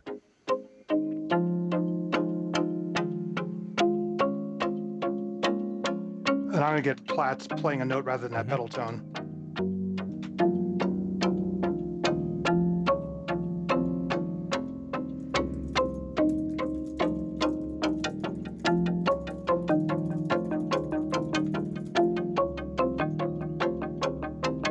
gone a little nasty. Yeah. So there are things that don't work. I think I also bumped the tuning of somebody here. Yeah, I think Platts maybe took a little knock. Yeah. I know a lot of people that have pulled the tuning knob off of Platts. Got it where they want, take the knob off. Skulldrazer in the chat says, will Skype try and remove echoes? Generally, Skype is always trying to optimize audio for voice. So it's trying to cancel out anything it sees as noise or just not important to a call. We're using Skype to pull into the program OBS that I'm using to stream to my YouTube channel. So it can look at these things and make them louder because it thinks it's quiet. You may notice that this very much a side note, but a Skype call where someone goes very quiet, you will notice their volume come up and you hear their room tone come up till they talk, and then it clamps down again. Even turning these things off and optimizing them in your audio settings, it's just not great, which is why we had the produced videos from Chris, so he could give you a nice high quality starting point. Yeah, reverb particularly is really bad on Skype. I'll tell you that. What clock speed was that on the Magneto? Kevin Ewing says that it clocks is super slow off of a divider. That's how he tends to like using it. Yes, actually, I'm using the hi-hat channel from Grids to clock the Magneto. So I could play around with different, when I was composing that little demo, different paces of the hi-hat to see what clock speed I liked in Magneto. And at one point, I was even taking the slow hi-hat out of Grids, running into a flip-flop, which is a frequency divider on the IntelliGel plug, to give a half-speed clock to Magneto to get even more of a pause in between the notes. That also answers Peter Brown's question from earlier about what are the second and third trigger outs on Grids going to. The second one is moving up the Y position on René, right? Yeah. So bass drum is moving horizontally, snare is moving vertically, and now we know the hi-hat trigger is the effects clock. And maybe also, Chris, could you repeat what voices are in play here? Because I think there's confusion about what? I was layering a Platts and an Erica Black wavetable. With the sub-oscillator, right? Also. With the sub-oscillator. So I was bringing different mixes in and out. Platts was also being modulated by, what were you being modulated by? Oh, another one of my random sources to get some timbral variation where I went between a very analog sound and a very woodwind sound. And then I had a noise source going to sample and hold clocked by René, changing the wavetable on the Erica to go with these different sort of plucked Kodo type timbres. But then I also had the sub-octave coming out of Erica that I could mix in and out as well if I wanted to bring it down and be a little earthy as opposed to just that little, strange inharmonic plucked string sound. Great, thanks. And then mix together into a filter and all that. So. Yeah. So you still fancy the Erica Synth wavetable oscillator, or because I think you mentioned something about it, it might lose its place in the Monster case. Yeah, this is where I hate getting in trouble. No, we can just leave it out then. We just jump to something else. It's personal taste. All of this is personal taste.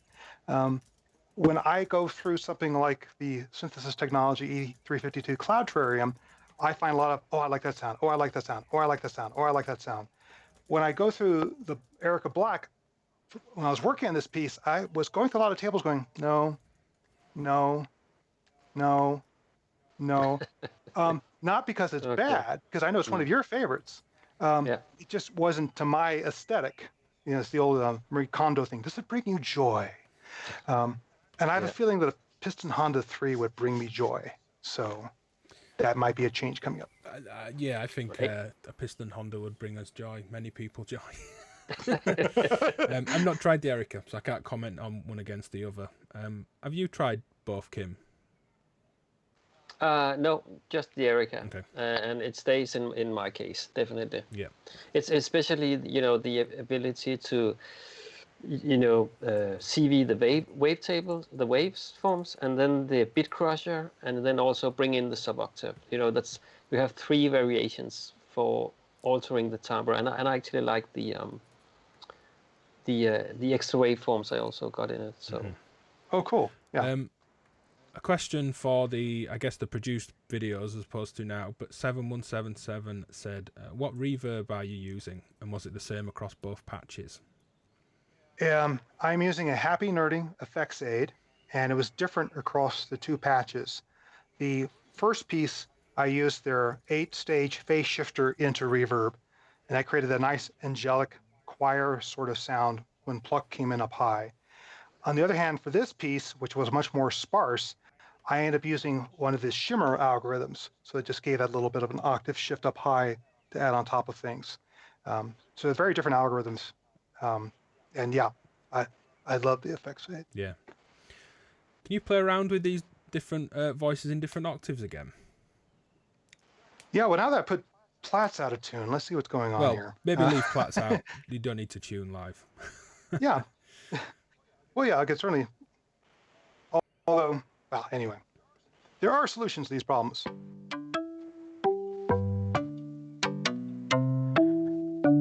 So here's Erica by itself,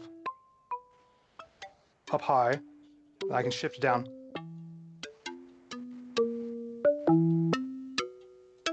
And then go to higher octaves. And then bring in the sub-octave. And then tune it down again.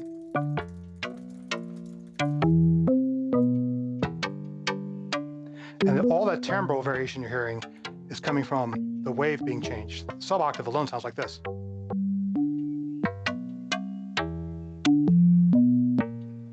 And I also have some additional modulation going on that as well. And this is the case where I happen to pick an X and Y pattern that's playing a repetitive pattern through Renee's 16 steps. But if I come up with something that doesn't break up neatly, it'll start traveling through all the steps.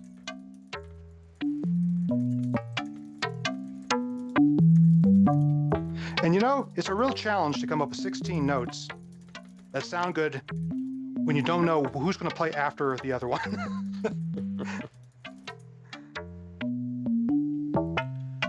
It sounds very organic. And then it gets simplified right back down to.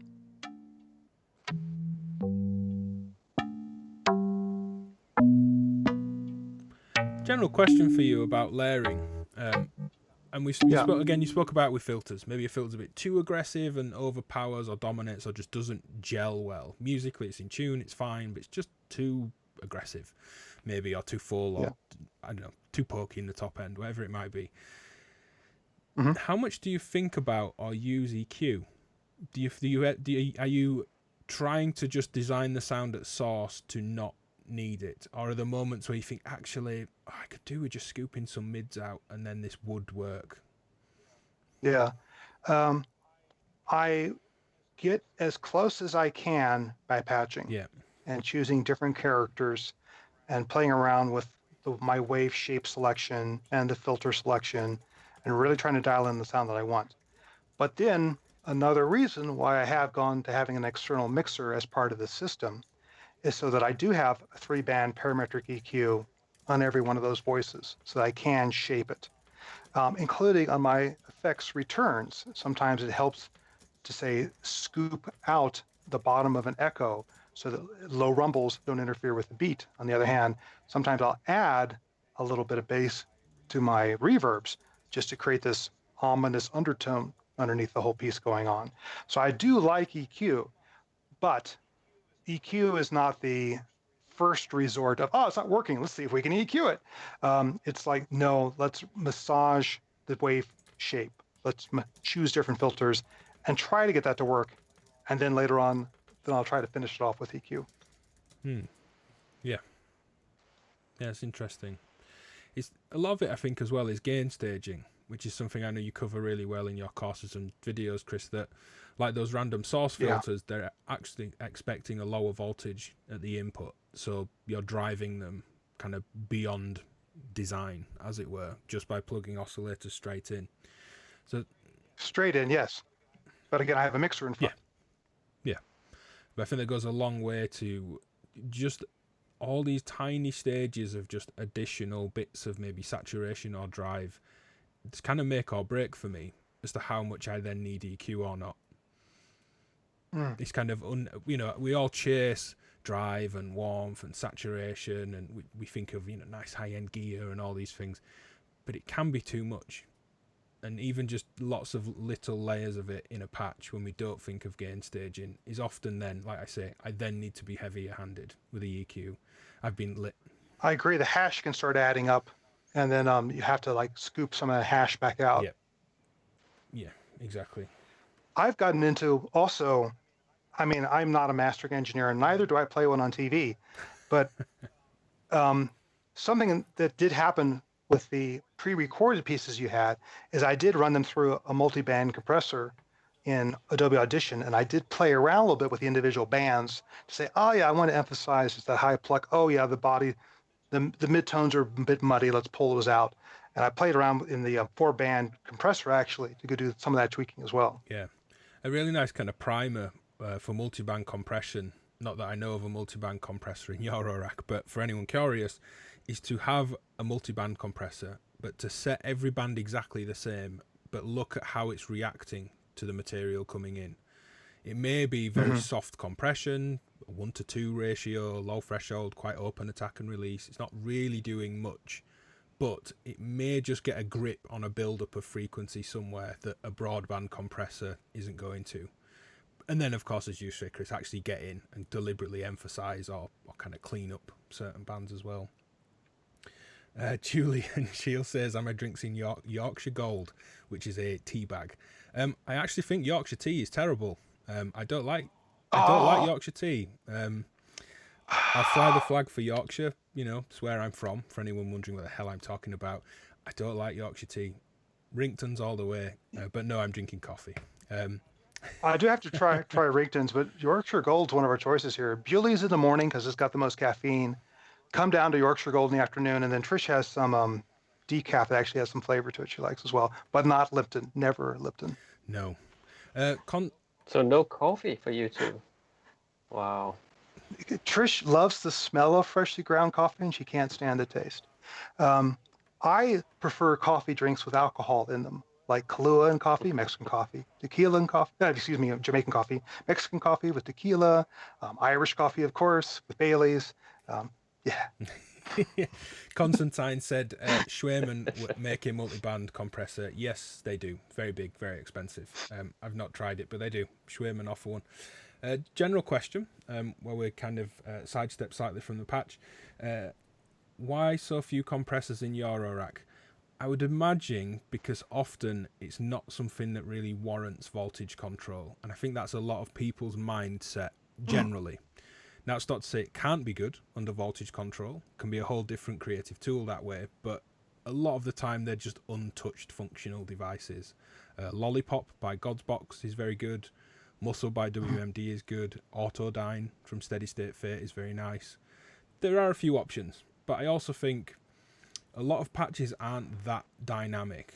And I don't mean that as a judgment, as if to say they're somehow not good patches, but that, think of a bass guitar. The amount of energy a low E string on a bass guitar can throw out from hard to soft needs reining in, generally.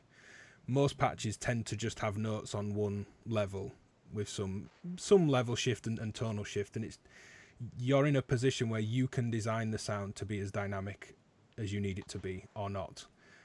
Acoustic instruments. I think that's another source. Excellent point. Go ahead. They need reining in. It's like once you've distorted a guitar, a distorting guitar amp is already a compressed signal. The drive and the push and the breakup in the circuit removes the dynamics of an otherwise clean guitar. So you don't really need to compress a mic in front of a really driven guitar amp. But sorry, Chris, you were going to kind of get into it on the modular Well, I was side. going to leap into, as a patching example, I think that unfortunately, simple patches tend not to have a lot of dynamic range. And every note has the same loudness and dynamic range to it. And that's a patching trick and something we've been discussing. Like in the first patch where I was using velocity to filter cutoff and timbral variations, is I'm trying to get beyond every note sounding the same and every note sounding like it's already compressed. And instead, I'm pushing much harder towards how do I get more dynamic range and how do I get more variations out of the notes that I'm playing with my modular. And then a compressor can really help even things out later on.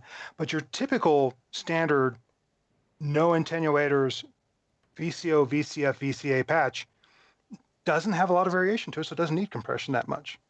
Yeah, I mean, behind me is an SH09. Every note is as loud as the other note. The only shift is its filter cutoff and maybe resonance. But yeah. Anything else with this patch, Chris? We've been streaming for, 2 hours, near enough exactly. I know, two patches, 2 hours is pretty hilarious, isn't it? Although we did some other stuff early on. Yeah. This was mainly an exercise for me of wanting to clock sequences in non-standard ways. I also have a 512 vector sequencer that has a lot of great tricks in it. I love it as well. And I'm probably going to play with this general idea a bit more. I think I found in this experiment that going between the X and Y grid certainly made it harder to be intentional with what I was doing with Renee, for better or worse. So I think the next thing I'm going to try is actually getting a couple individual simple, maybe 8-step sequencers or whatever, drive each of those sequences separately from, say, the kick and snare pattern, and allow them to be counterpoint as opposed to merely selecting different notes. That's what I wanted when I heard Platts in the lower octave. I was like, it needs another slower sequence that is moving every 8 steps or every NA maybe, that then just... And I tried all sorts of patches doing that. I did try to split Platts out. Actually, I started doing it with the Erica to be a bass. I changed my mind later on. Is I took the voltage out of Renee, split it, one of them controlling one oscillator straight. The other one then went into a disting and sample and hold mode, took my clocks into a flip-flop and said, okay, change that pitch only every other note. So at least I had something, not even every other note, but every other trigger coming from grids, just to have something moving at a different speed. Now, when that's overlaid on top of this mayhem of 16 different notes that could be selected in almost any order, it was hard to make that work because I was coming up with all sorts of intervals that didn't work out.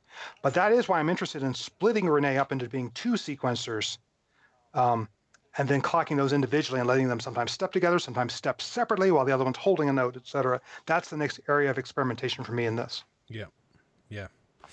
Have you thought about getting the Mark II of the Renee then? I'm just curious.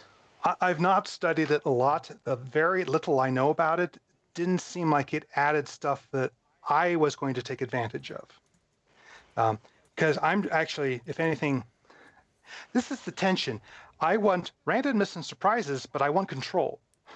You want it and all. Adding another level of possible disassociation, I thought was going to make my task more difficult. It's interesting you say a divide 2 on the flip-flop, which is what it's doing. A flip-flop will take an input, think of a steady clock, and go to one output, then the other. Flip-flops between. So if you just patch one of them, it becomes a divide 2. But because it's on a rhythm, and I mean a non-steady clock, as is what Grids is providing, that doesn't mean it's necessarily on beat. It's a really nice trick when, certainly not doing it now in isolation and not much anymore at all, but when teaching drums of playing in an odd time signature, for example, 7/8, so there's 7/8 notes per bar, but having a hi-hat pattern where it accents and then doesn't accent. So it's like almost like a divide 2. Loud note, quiet note, loud note, quiet note. But because it's moving over an uneven measure, 7, it travels. Yeah, the first bar, the downbeats are accented. The second bar, the offbeats are accented. So you're playing off of the other instruments with just effectively like a divide 2. Every other one is quiet or loud.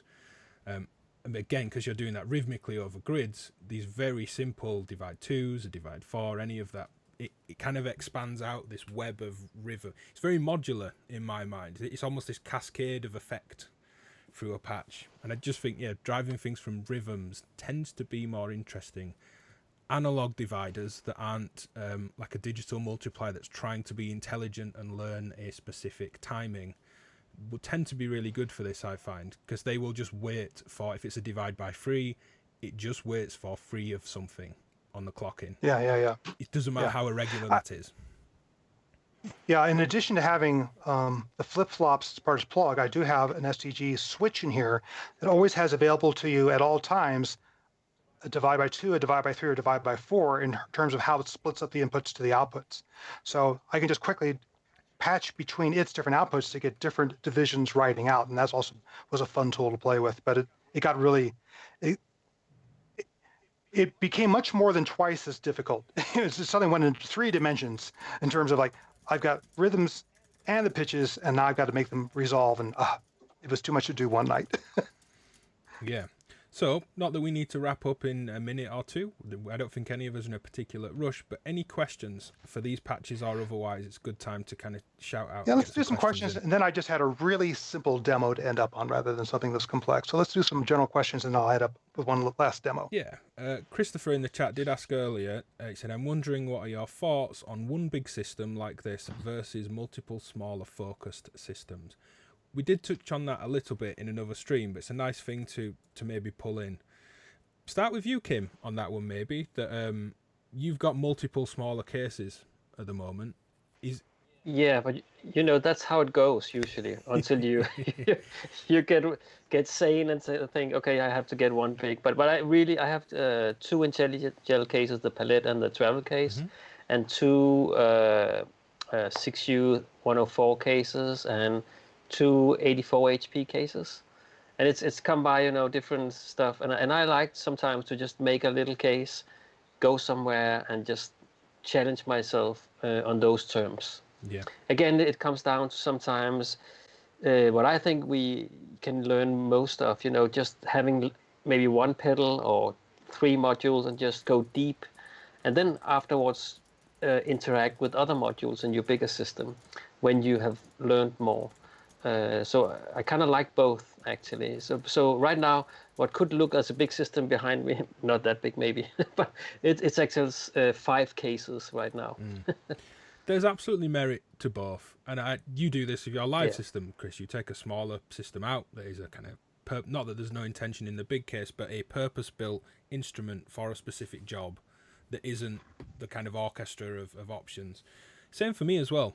I love very small cases. I like 6U, 9U, 12U this is the live set, this is my drum machine, this is maybe my effects processor.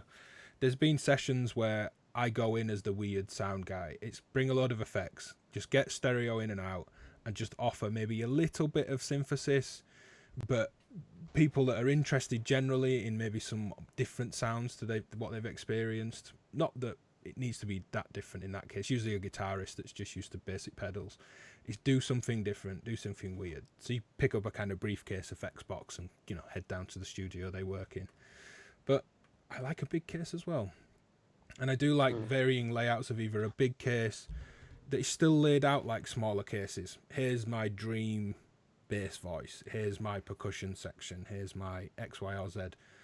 But I think Chris's way of laying it out of sound sources, filters, modifiers, modulators, you're presented with all the options that you've got, and it makes me use my modules more. It stops me patching into habits, because when I think, let's get an analog bass going, I see the options. There are my analog oscillators. So it saves me just using the one that's maybe smacking me in the face in a smaller system.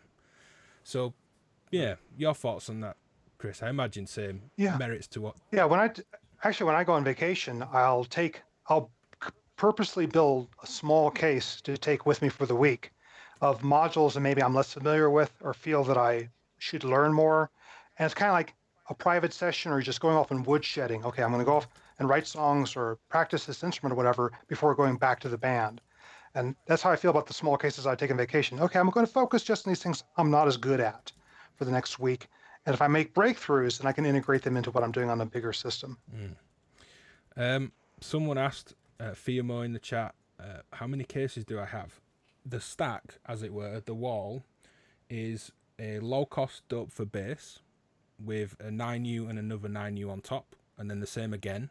So that's 6 cases. There's then a briefcase, a bigger curve case, another 9U case, a tiny little Pulp Logic case, and then there's other briefcases and options under that. Lots of cases. And I'm in a similar position to Chris, or I would have been pandemic pending, or sans pandemic, of moving into a dedicated space that's not the cramped mess that you can see behind me, the modulars that way, of thinking big case. Get it all out, get it all there. That is the kind of studio install case. and I'm not totally set on that. I do weirdly kind of like Junkie XL's low-cost dope for case wall. It looks like an easy way of having a big setup, which is kind of what I've done already. Just continue to stack these cases up. But it's not practical. It's lots of plugs that it doesn't need to be. I don't like it all being broken up. It doesn't need to be.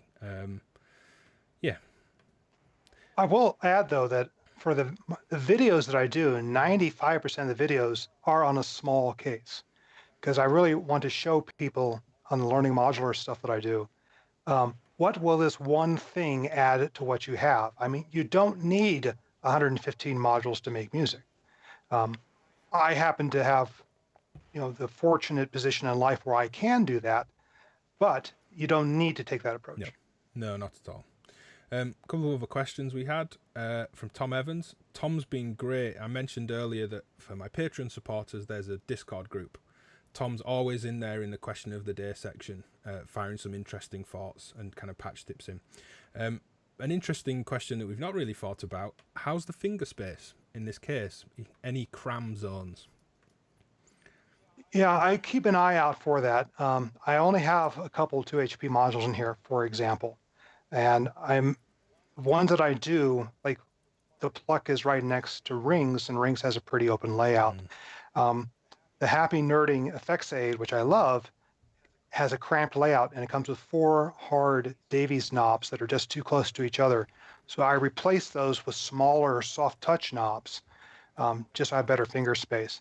Otherwise, it's pretty good. I am conscious of finger space, but the luxury of having a large case like this means I can have larger modules.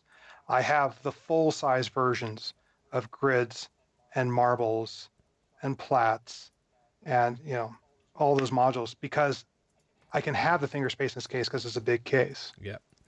Peter Brown, what head mic are you using, and would you say it's good enough for voice sampling? I'm using a Samson headset mic.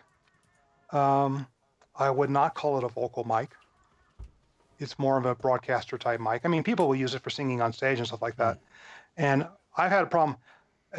I got this for doing videos because I move around a lot and I didn't want my voice to come in and out while I was doing that.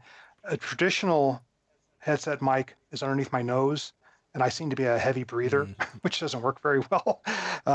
But for a vocal mic, I would definitely go, large diaphragm, something rather than this. But when you say vocal samples, I mean, are we doing, vocal drops that are just supposed to be in the middle of a hip hop song? Are we talking Enya-like choirs? An SM58 will 90% of the time get the job done. There's lots of streams I've seen of people just waving around, they're holding an SM58, coffee or a beer in a hand, and it does the job. I definitely fling an SM58 around at trade shows. It does do the job well. Certain singers use an SM58 as well, even on big productions, and pairing it with certain signal chains that work for their voice. But anyway. Roadies can use them to hammer things together when they need to. And also, here's an interesting thing. You think like an SM57 or 58, dynamic microphone, medium-sized capsule, adds some harmonic distortion to the voice, and that does help the voice cut through in a mix. And we talk about soloing tracks. One of the bigger revelations a friend of mine had is like he soloed the vocal tracks for a pop song, went, God, that vocal sound is terrible. It's distorted. And he put everything in, and it popped right to the front and sounded perfect. Yeah. So one of the characteristics of that microphone, besides it being indestructible, is it does add a little bit of harmonic that helps it cut better in a pop situation. Yeah, it's back to me talking about layering, where maybe one of the layers doesn't actually sound good, but it's what it needs to push through. Nick White asked, can you quantize after an octave shifter to fix any pitch drift? Absolutely. Anything you do with pitch, if you have another quantizer or another channel on your quantizer to hand, run it back through. Mix it with LFOs, non-quantized sources, slews. It's interesting when you slew pitch change, it becomes like an unfretted pitch slide to a fretted one where you hear the steps. And if that's in a scale, it sounds more like a solo run than a wipe down a fretboard that would hit all the semitones. It becomes a glissando. Yeah. So the idea of slewing beforehand and forcing that into a scale or after, some slews will be accurate with pitch, some won't. So yeah, anything you need to do to pitch, you throw it back into a quantizer at the end if you need to. There's no reason not to. Yeah, a shocking number of these octave offset switches, and I've had a few of them, don't hit the octaves dead on. So having a quantizer afterwards is a good idea if the quantizer is accurate. What do you think about the deluge, Kim? Theamo asked in the chat. You said you were playing with that at the start of the stream. Yeah, I was just trying to write an answer, but actually I've not had the chance to integrate it with the modular yet, but I really like it. Really fits my workflow otherwise, the way of sequencing under the deluge, and also how you can actually capture audio in loops and position them different places in the timeline. So I think it's a really cool little machine. It's kind of an Ableton in a box, and then it's not. Yeah. It's very improvisational, or how you call it. Or improvising. I think it's great, and I really like the workflow and the grid. It fits my way of working with irregular loops and stuff a lot, and it's very hands-on. Yeah. Cool. Well, before we get into your kind of closing patch, Chris, another call for questions. We've got time for more questions if people want, either the patch that's coming or generally. We could talk about Yorkshire tea for a minute if people want. But what I would like to ask people before we plug all our usual channels and ways to support and things towards the end is, what would people like to see out of this stream? The response to Feeding the Monster, the first 4 episodes, was fantastic. The live chat tonight has been great. I could sit here and chat to Chris all the time because I'm just sat on my bum drinking things and talking to Chris and Kim, and I'm very happy to do that. But it involves a lot more work from Chris, and I know we'll certainly be influenced a lot by Patreon supporters and the things that they want and the way that your content moves, Chris. But for people in the chat, what would you like from this? It can potentially be a kind of irregular, ongoing thing of patching this monster, where the patches are. Chris pointed out earlier that my stack is its own kind of monster. We can integrate some things from my end and still do this together. Have a think of what people would like to see and maybe leave a comment, and we can think about. I'd be really curious to know, because I'm trying to decide which way to go with this, because there's a lot of interest in patching, and I would love to talk more to people about the second level of patching. How do you get that nuanced stuff, the non-obvious stuff? How do you make an LFO sound more interesting than a typical LFO, and an envelope more interesting than a typical envelope, in addition to this meta patching I'm doing here? So I myself, I'm undecided. Do I do that as a series of live seminars? Do I do that as a course? Do Ben and I once a month each patch up something on our respective systems and talk about it? I don't know. I'm curious to hear what people say. Yeah. Oh, that's very nice. Julian says, I'll happily have a cup of tea with me after lockdown in Betty's tea room. Very nice. Betty's is very good. Certainly the one in Harrogate. Feeding the live case, Frank Semi said, we did allude to your live case and even take a look in a previous episode. So that is maybe something we'll look at as well. Yeah, it's getting reconfigured again. I'd be happy to do that because the live case is very much something that's an instrument. That'd be fun to talk about too. Yeah. I'm still collecting questions, but you have a final patch for us. I have a final patch just to follow up on something we talked about during the sound source episode, where I mentioned different wavetable oscillators just work differently or behave differently. And ironically, before coronavirus hit, I was supposed to go up to the Denver synthesizer meetup in May as part of a program on wavetable synthesis and give a talk on wavetable, maybe bring my Prophet VS and stuff like that. Ain't going to happen this month. But I thought I'd end today by showing some of the differences between wavetable oscillators and why I have different ones and why I have different tastes. I'll warn you now, I'm going to go shaky cam on this because I need to show you close-ups of a few things like waveform displays. So let me switch the camera around here. That's okay. We can go shaky cam. Yeah. I'll blame the single malt. And let me just unmute something really quick just to see that it's still there. It is. Good. All right. So one of the things I like about this Korg Tactile is it does have an XY controller, where I can go ahead and output 2 different voltages on my FH1 combination here. Kind of like a joystick controller, but as a flat pad. And I have a few different oscillators that go through their wavetables in different ways. I have the Waldorf NW1, which is very similar to the original PPG, where the waves are laid out in one dimension. You go along a line and you go back along the line.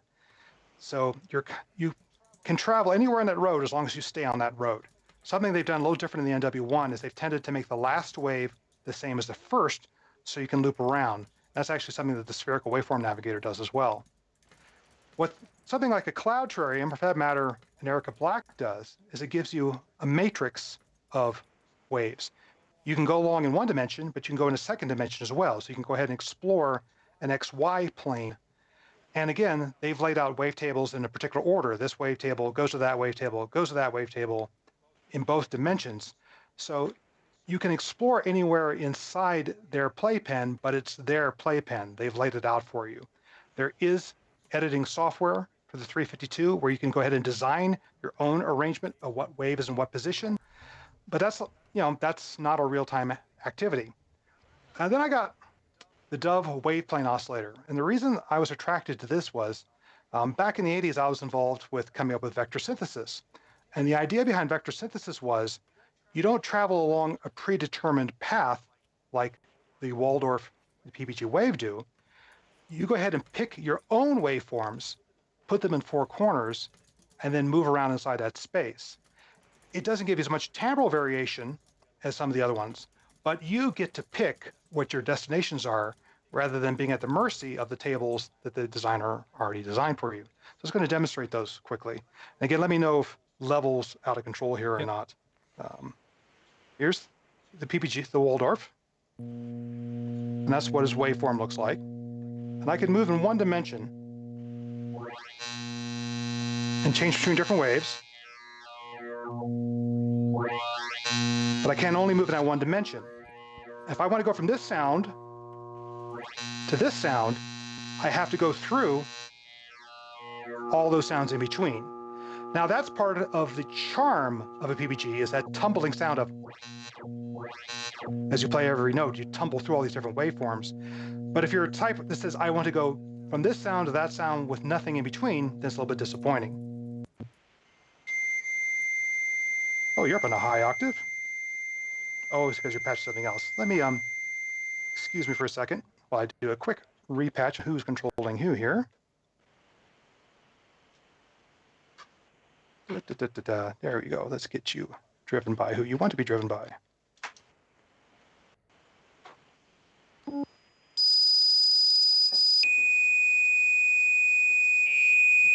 The cloud terrarium. Oh, I was octave shifting. That was what was going on earlier. Yeah, your high fire alarm vibe at the minute. Yeah, that's interesting. Well, let's just go ahead and take the course down on it. The 352, if I can see its display in here, is basically a Waldorf in two dimensions.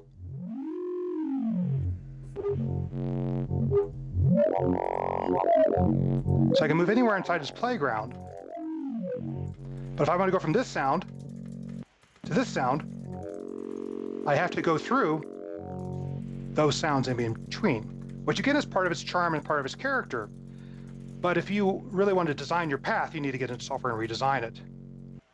Now, what's different is the Dove wave plane oscillator, where I actually have controls for what are the four waveforms in each corner, and I just go from this one to the upper left, to upper right, to lower right, and then mix between those with no sounds. And that's the classic Prophet VS sound.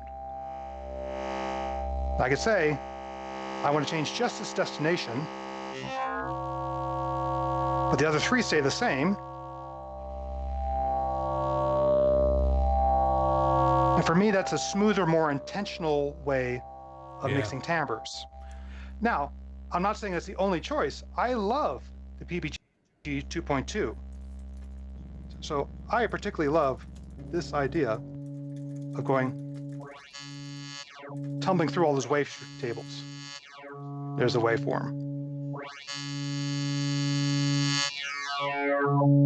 So that's why I have different wavetable oscillators, is because they give me different ways of scanning through the waveforms, and therefore different timbral variations when I put envelopes or random sources or LFOs into controlling what their wave does. And that was just a quick demo I wanted to give there, just to show people the difference between those different wavetable os. You're making me miss Paula's wave plane. It's how I believe the Hydrasynth works that way with its wavetables, that you choose a smaller amount of waves that you move between, as opposed to big banks of, well, tens, hundreds of single cycles next to each other. Yeah, it's a different way of working. I'm not saying one's right or wrong, but that was the idea behind the Prophet VS, was to be intentional and say, I definitely want to progress from this sound to that sound. And you could get like a PPG wave term and build up your own tables. And there are some samples inside the PPG wave term. There are things like going through a piano as you go one way through the particular scan. But I like the idea of picking my 4 timbres, my 4 layers, if you will, and then dynamically mixing between those 4 layers. Yeah. Okay, so an odd list of unrelated questions, but questions nonetheless. Let's go for it. Christopher asks, what do you think about modules from the same brand? Any thoughts on using the same brand of modules? I guess like a lot of Make Noise, Mutable, any company that makes a wide range, versus a mix and match system. Not necessarily a full system, possibly just sections. What do we think? The advantage of going for the one manufacturer system is, one, they're probably going to play together nicely. Yeah. They're probably going to be pre-checked out ahead of time to use the same voltage ranges for modulation, for pitch, etc. So there'd be a lot less trouble patching them together and getting things to line up and work together nicely. The triggers working, the envelope modulation depth is what each module expects, things like that. Also, if you're into a particular company's sonic aesthetic, like a noise engineering aesthetic, is very different than an AJH aesthetic. Yeah. Sticking with one manufacturer will let you have that aesthetic, have that instrument. In my case, my personal preference is variety. So a criteria for things such as the Monster and also my portable case is each module has to be different from each other to justify its position in the case, because I want to have different options in the case rather than like, I don't feel like this today and you all sound like that. Yeah, thinking of wavetables, John Mahoney said he'd spoken to Paul Schreiber about a wave plane like mode for the E370, but they both agreed it mainly just requires a CV processor. You can morph between waves with CV processors, but then you need 4 different oscillator sources, making the 4 sounds you want to fade between, and possibly multiple fading modules to morph in an XY style way. So it can absolutely be done, and you can create. Yeah, you could take the 4 individual outputs of the 370's 4 oscillators, feed them into a quad VCA like the Maleko, and use something like an intelligible planar to pan between them.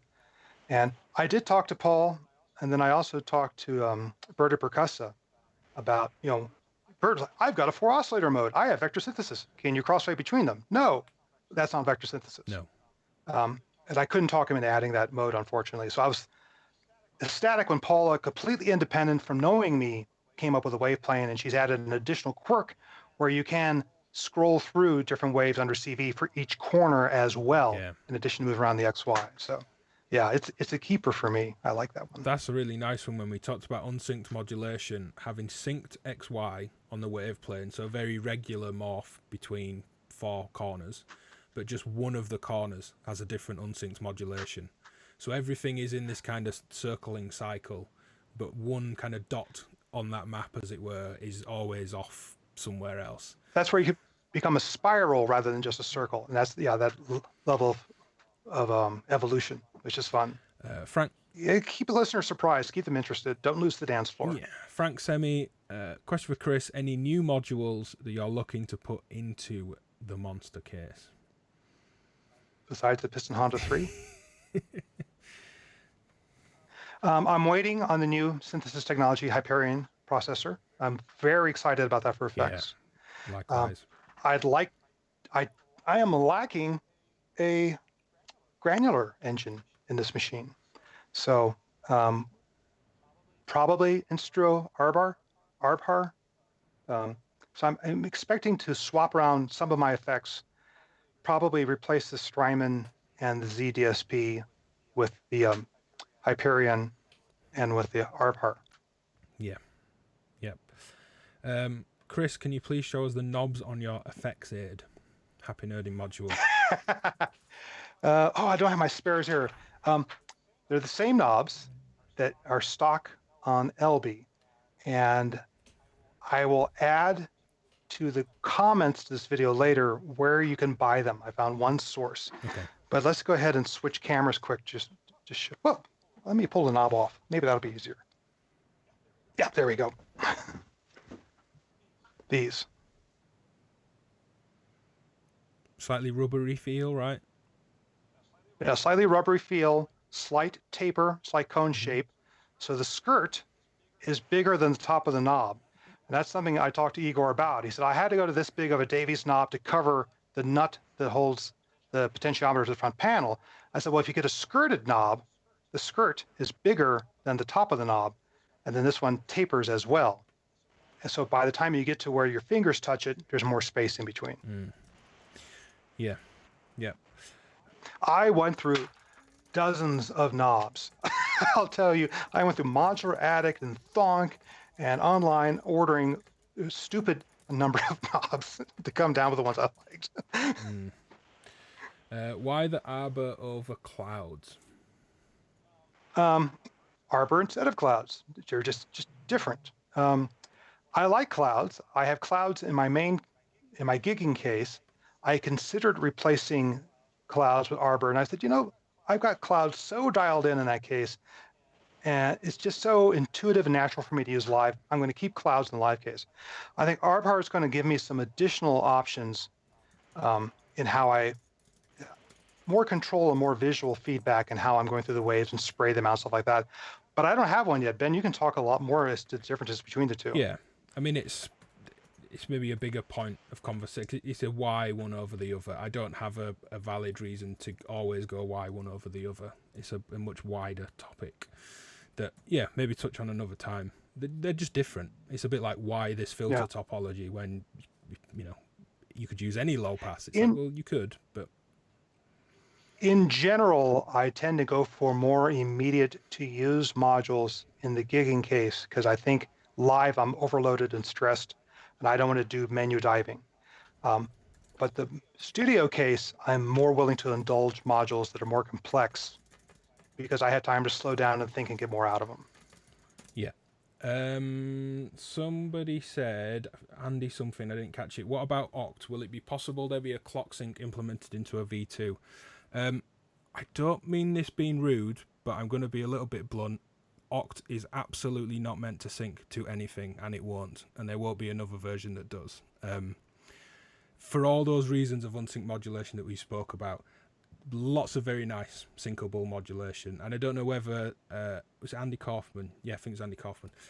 Whether they mean tempo sync, where it's digital and it learns a tempo and it's in bars and beats and sticks that way, or just an analog sync, just a hard reset, like on an analog. A reset sync, yeah. Yeah, I don't want it to. That's certainly absolutely not the point of Oct. Yeah, apologies if it's not what you want it to be, but no, there won't be. Oct availability looking start of June for a lot of stock to be around for people that are looking at them, and there won't be even in the pandemic there won't be delays in stock. We've kind of changed a few things. Measures have been made of Instruo. Oct will be widely available and continually available for hopefully a long time without much of a delay. Yeah, Oct is absolutely about things just free running and drifting. If you watch the announcement video that I made for Oct, you can see how feedback patching, you can make it step, you can influence it, but you can't sync it. Yeah, something I've been experimenting a lot, and I have a bunch of videos about to come out, is comparing periodic LFOs to completely random sources to chaos generators as well. And next week I'll have a video out that just compares the three. And then I'm going to have a series on different chaos type generators of different orders that are going to be on my Patreon channel and on the Learning Modular Eurorack expansion extended course as well. Because it's a fascinating thing to look at. Like chaos generators also would prefer to run at their own speed, but you can feed an impulse into them that they react to and kind of warble back down to where they are. So they're one of those things that are a random generator. You can hit with something to make it, react to that, but then it'll go back to being random again. Yeah. Ed Random, syncing is very much wanted. Yes, I don't want to drive home the point, and I really don't want to seem rude, but Oct very much exists not to sync. I absolutely do not want it to sync to anything. Now, that's not to say syncing sources, again, be they analog reset or tempo based, aren't valid. I use lots of them, and I use them with Oct, and I sometimes use them rather than Oct. Oct isn't the answer. You get a Kermit Mark III, an industrial music electronics Kermit Mark III would be a good solution for someone who wanted a complex modulation generator that was also syncable. Yeah, I'm also not on a hard sell for Oct either, that it's not always the right thing. If there's a lot of hype, which there is, that's fantastic, but a Batumi may be a nice option. It's quad LFO that can free run but can also sync and clock sync. Pam's new workout, the abstract data octo controller is 8 outs. It resets like an absolute trooper when you tell it to reset, and it will reset to all different phases. It can free run as well, Oct. You just press one of the buttons, turn quantize off, and you can free run all your rates. So you could build a syncing Oct on the octo controller from abstract data. So that bigger module, but would be a nice option. Yeah, it's not meant to. I do have ideas for some synced and clocked sources, but they're a long way off, and it's certainly not on Oct 2. What I would say to that is, because I'm not on a hard sell for Oct. I'm more defensive of the idea of letting go of having to sync everything. I think it's very liberating when you try it. And though I've had a lot of comments of, you should have added sync. And again, I'm not getting annoyed at that. I get it. Most LFOs you see have a sync on. But honestly, try it. Try patching LFOs that you do have and not syncing them. Just play with a rate until it feels right. Much like you would, say, just simply pulse width modulating on an old Roland synth or something like that. And just let it breathe on its own. That is absolutely the intention of Oct. If it's not for you, totally cool. Absolutely cool. Yeah. So, Ben, can I suggest, if I'm waiting for my Oct too, like a lot of other people, but in the meantime, I actually got the Dope 145/4 quad LFO. Yeah, that's 4 HP which too. is basically, and that's no sync, so you can just have fun with that one in the meantime and see if it's anything for you, and it's quite cheap also.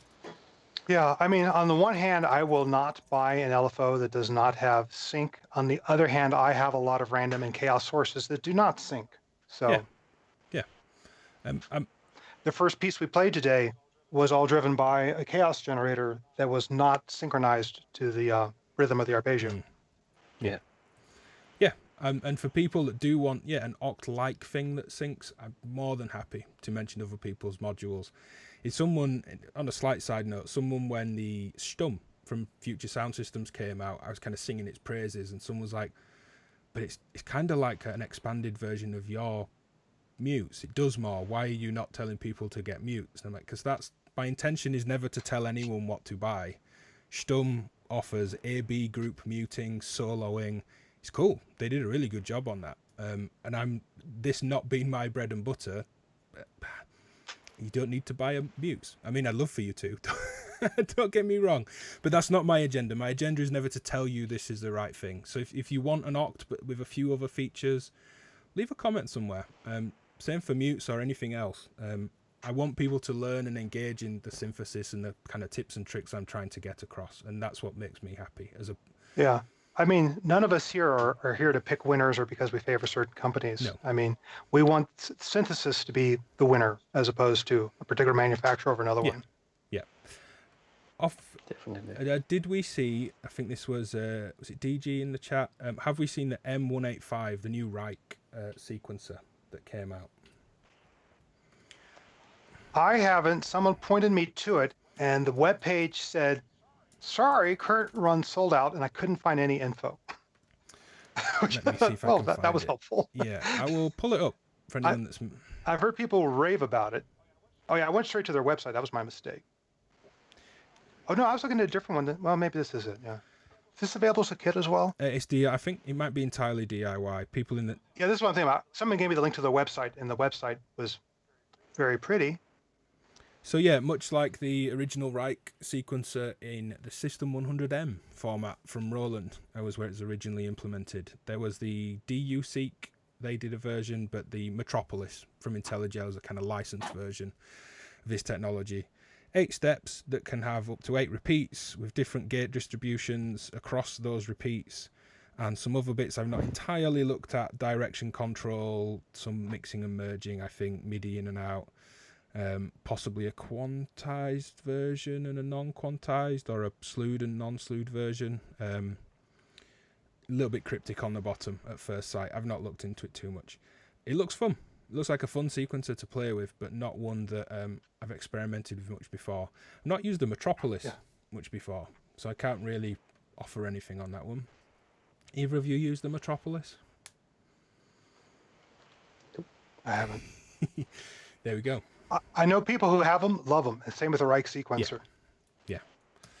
I think they're all of the questions that I'd noted. So, well, let's do a final call for questions. Yeah, it's only 2 hours 40. Short for us.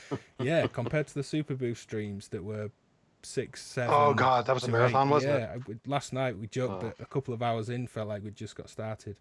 But yeah, let's do a kind of final thing for questions. But you're running a competition at the minute, Kim, a giveaway, right? Yeah, at our Instagram and Facebook on Bukes, we just we created a new user handle. I just posted in the chat. So it's actually possible to win all 3 books. Patch and Tweak, of course, and then also the recent one, Pedal Crush, and my first book, Push to Move, and a T-shirt. If you sign up and follow the instructions on the social media channels. And we're going to post more content there. I'm going to be a bit busy doing some interviews, and I hope to interview you two guys at some point and do some interesting content on the channel. But right now, all you have to do is just follow our channel. We're running this for every Tuesday. Actually, this Tuesday we are picking the first winner, and the next Tuesdays, the rest of May, also we're picking 2 more winners. So it's actually 3 bundles of 3 books. How do people enter? You just follow the new We Make Bukes account on Instagram or Facebook, and then you have to make a comment also, your favorite piece of gear. And of course, we advise you to tell your best friends that don't have the books, so they can have a chance to look into them too. That's actually all it is. It's very easy. It's interesting mentioning interviewing the pair of us. That's something people could leave in the comments of this video, maybe, that if there are questions to ask that you feel are off topic, or maybe that you want Kim to pose to us, that would be a good place to do that. One question I did miss earlier, and thanks for reminding me, Knobs and Strings. Thoughts on chord generation around your Monster setup, Chris? We can talk generally too, of course. Yeah, something I have that I've not had a chance to experiment with, but it's on the list, is in addition to having the WMD Arpitect arpeggiator, I do have the Triad module for it as well. Because I do have enough oscillators and voices.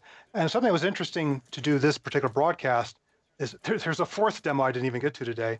I have patched 4 completely separate complex voices on this machine, and there's room to do more, except for I was running out of patch cables.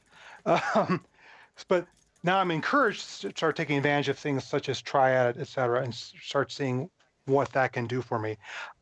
Musically, I'm a bass player, so I'm more from the school of maybe intertwining monophonic lines necessarily than chord blocks. But I also want to broaden my horizons, and that's something for me. But you guys have favorite chord generators? Cubic chord, excellent. Harmony from Instro, excellent. ADDAC quantizer set to intervals, great. I personally like both. I like auto chord generation. I like trying to let go of that part of my mind and just letting the machine talk within a given set of framework around a key. But I also like MIDI lining in, very intentional note choice, where I feel like I'm composing notes and pitches that I then want the instrument to play. Feels a little bit separate, kind of composer, instrumentalist kind of mindset, but I like moving between both. What about you, Kim? Chord generation? The Cubit chord, the old one for me is plenty of fun, but I tend to do more like 2 voice if I do arpeggios and stuff or sequences, then have some droning stuff beneath that, or I bring chords in and out via samples maybe. I'll share an interesting piece of trivia on this whole subject of modulars and chords and stuff like that. The original Moog modular the first prototype Bob Moog made, the keyboard was polyphonic. And Bob said at the time, the timbres that are being produced are so rich that playing chords will just be too confusing. So he went back to making a monophonic to focus on the timbre of a monophonic voice and took polyphony out of it, even though the very first keyboard could be polyphonic. Should we cry now, or was it a good decision? I think it's an interesting perspective. Yeah. Yeah, I mean, a Mini Moog is traditionally harder to fit in a mix than like a CS synth, like a CS15 or an SH101 or something like that. They think they occupy a big bottom end. It's not to say they're not great. 3 oscillators per voice, and if you feel obligated to use them, it just gets bigger. It takes up more space. Yeah, but it's, I don't know. Chordal work tends to not come up in Buchla too much. There's lots of interesting, and I don't see it as, it's not to say people don't do chordal work in Buchla, but it's not a focus of the instrument necessarily for a lot of people. I don't know. Maybe we should try I do a like the little bit. Steve Roach approach, though, of having like the multiple individual monophonic sequences, but then he'll do like chord pads floating along with that. Yeah, it's that string quartet mindset of, I'll write lines that form a chordal shift, but they are very much a quartet of individual moving pieces, which needs a lot of sequencing in modular. I tend to just come out of the modular, to be honest, if that's my mindset a lot of the time. But I come from and still enjoy software and not being in modular as well. I know 99% of everything that people maybe see from me is modular, but I do like other things. And I do like sitting down and notating things. It's just part of my background. I like doing it. And it's quicker for me personally. If the idea's in my head, I want to get it out quick. Sometimes I want to sit and indulge and play with sequences.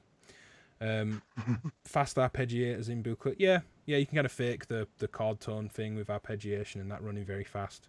Of course, that's how they got around it in some of the early game design kind of 8-bit chips that didn't have many voice counts, kind of fast-moving arpeggiators sounding like chords. What about sample playback? Andy Morris asked. He also said, is that a no-no in modular? It's whatever anyone wants it to be. Totally, there's no no-nos as far as I'm concerned. Yeah, I have a bit box in the middle of this, and I use a black box with a traveling system. I have a new Expert Sleepers DEX, Disting EX inside the system, which I'll suspect I'm going to use as much for samples as for anything else, although it has a very central position so I can patch other things into it. I always expect people to ask to take away my modular card when they see me using samples when I play live. But for me, it's just all different things. It's layering again. I love layering an acoustically played percussion loop with the modular percussion, for example, is how do you intelligently combine these different textures. Yeah. I can only agree. It was actually the realization that I loved so much the use of Ableton Live in my sets that made me finally get the Bitbox 2, actually. To just have those, drones and stuff beneath, the organic touch sometimes, and then you can maybe do the bells and whistles on top, which would be the modular stuff. I think there are plenty of amazing sets to find on YouTube with samples, a lot of granular stuff. What's your approach to recording this beast? Stereo out of the mixer or individual outs? You mentioned the PreSonus mixer can individually track into a computer, right? Yes, definitely I'm wanting to get stems out of this. Something I mentioned in one of the earlier episodes, which put you into epileptic fits of laughter, Ben, was the original intention of the Monster was to take it live. To play a composed Tangerine Dream type piece with it in a live setting, and it needed stereo outs. But now that I've decided it's going to be a studio beast, I've definitely am working on getting stems for all the pieces and all the effects as well. And that was why I've added this particular mixer here. It's not only can I mix down all those channels, I can record all of them individually, either to the SD card built into it if I'm just in a hurry, or I've already played around with those demos that we played earlier today, or digitized by this mixer into my computer. Yeah. Tom being funny in the chat. How many HP should I save for your new EQ related module? I've not said there's any EQ related module. Maybe alluded to it. I've talked about it a lot recently, actually. I mean, some vague teasing of noise distribution, humanization, equalizing. There's a lot of things I'm interested in, and certainly it was interesting Oct coming up that synced modulation. I've a lot of ideas, but let's be honest, I can't design a circuit to save my life, and it very much means relying on other people, but there's lots of good, very capable people to work with. So yeah, there'll be multiple kind of DivKey modules in the future with different people and bringing ideas to life, but yeah, nothing set at the minute, certainly not to announce. So yeah, I think we're kind of getting there for questions. How do you like the black box? Do either of you have the black box? I do. Chris I has, like it. yeah. I don't. I like it quite a bit. I have not exploited all that it can do. I originally got it to get the bitbox out of the studio case to make more room for the gigging case to make room for more modules. But it's nice that it has 3 sets of stereo outputs, has a granular engine in it, which the new mini bitbox does as well now, I believe. And it also has a sequencer, and it has built-in effects. So I'll put in the comments, there's a little improvised gig at NobCon last year that Aaron Higgins of 1010 Music and I did, where all he had was 2 black boxes. And then I layered some other stuff on top with my case. And I think it's a good demo of how much fun it is. Mm-hmm. Nigel asked, what frequency do you record at? Sample rates, bit rates? He's purposely trying to open up an argument from the last episode. Maybe. No, Nigel, fantastic ear for this kind of thing. Does a lot of high-end pro audio work, so I'm sure he'll have his own opinions to throw in the chat. But yeah, what we spoke about, certainly with the modular, we kind of said, 4824 is fine. I also think for a lot of people and a lot of purposes that, again, it's a bit like having to do certain things and getting caught up. 44.1 and 16-bit is fine for a lot of things. CD didn't sound bad, or CD quality didn't sound bad. Anyway, yeah, what rates are you planning to record at? Definitely 24-bit, just because I don't have to watch my levels that closely. 16-bit works great if you use all 16 bits. Yeah. If you don't manage your levels correctly and you're using fewer of those bits, you're going to hear quantization noise and stuff like that. So definitely 24 bits. The card recorder inside the PreSonus will only do 48K just because SD cards are not fast enough. But when I record into the computer, my attitude is this bass is cheap, so I'm going to go ahead and record at 96K just because I believe in having that perfectly flat high end. Yeah. What about you, Kim? Do you have much thought in your practice as to what rates you're working at? No, I haven't recorded much yet, actually. I usually just, do my patches, have fun, and then, leave it at that. You used to record all the Dream Hub albums you did, which were lovely. That was all in the box. I did a few modular takes and weaved into some of the live sets, which are out there also, but it was all in the, it was software, all of that. That was really my old, as I see it, my old way of doing music. And I'm trying now to integrate that stuff. I've still not come what I would call close. It's something different. And I'm not sure I like it to be different, but maybe it's good that it's different. You never know. That was a challenge for me, that I used to do a lot of stuff based around Ableton Live. And when I had an opportunity to go do this gig in California a little over a year ago, I said, I'm doing modular now, I'm not doing live. And it's like, can I do what I did, but with a completely different instrument? And the results are a bit different, but the underlying aesthetics there. So I think it also comes down to do you like what you're getting out of the modular, or is that because you simply just don't get to where you want to be, or could that be because if you don't have the modules? People tend to think, oh, I need another module that can do this for me and this, and it's the never-ending story. But sometimes it's just the approach, or maybe it's simply not for you as an artist. Yeah, I think it can be different reasons. And a lot of it's familiarity with the instrument too. You can get a lot more out of a modular system when you know how it works. This is a shameless segue into plugging what I do to afford this beast. Is that's why I teach people modular synthesis, because I really believe if you understand how it's working inside, it gets easier to extract more from it and make it do what you want it to do, rather than being a mystery box that some days seems to be cooperating and some days it's fighting against you. But I guess also, Chris, if now I'm just pondering away here, Go it's ahead. also been different for you because you grew up with this stuff. And I mean, today we have maybe producers or DJs even who grew up with Ableton maybe and software who Yeah, are trying to get kind of back to that kind of way of making music also. that's And true. then it's a different approach. Well, yeah, that's interesting on a couple levels. One, yes, I started with modular and then went through the evolution and decided I want to go back to modular to see what I could do with it. But Mm. also, that's why we're getting some interesting evolutions like the mod bap genre, where they're saying, Yeah, rather exactly. than sampling and cutting up records, let's do a 45-minute improvised thing on a modular and cut that up and treat it like we would otherwise cut up records. Not only do we have the copyright to everything, it, it's doing what you used to do, but with a fresh approach and fresh sounds. Yeah, that's very interesting. Yeah. A massive topic we could go into, but Sud says, what's the thing about Schweiman and why is it so expensive? Would be nice to have a little discussion on it. I mean, pricing generally, not to just broadly speak, people are free to price things as they want. And if they want to build things on their own, largely do everything by themselves, take their time, pay themselves a good wage for it, build in small batches, then it's expensive. It's simple. Someone like Rob Hardike builds it. Well, it's a very well-priced system when you look at what's in there. But he will build. He builds a 5U system, the Hardike system. He builds one a month.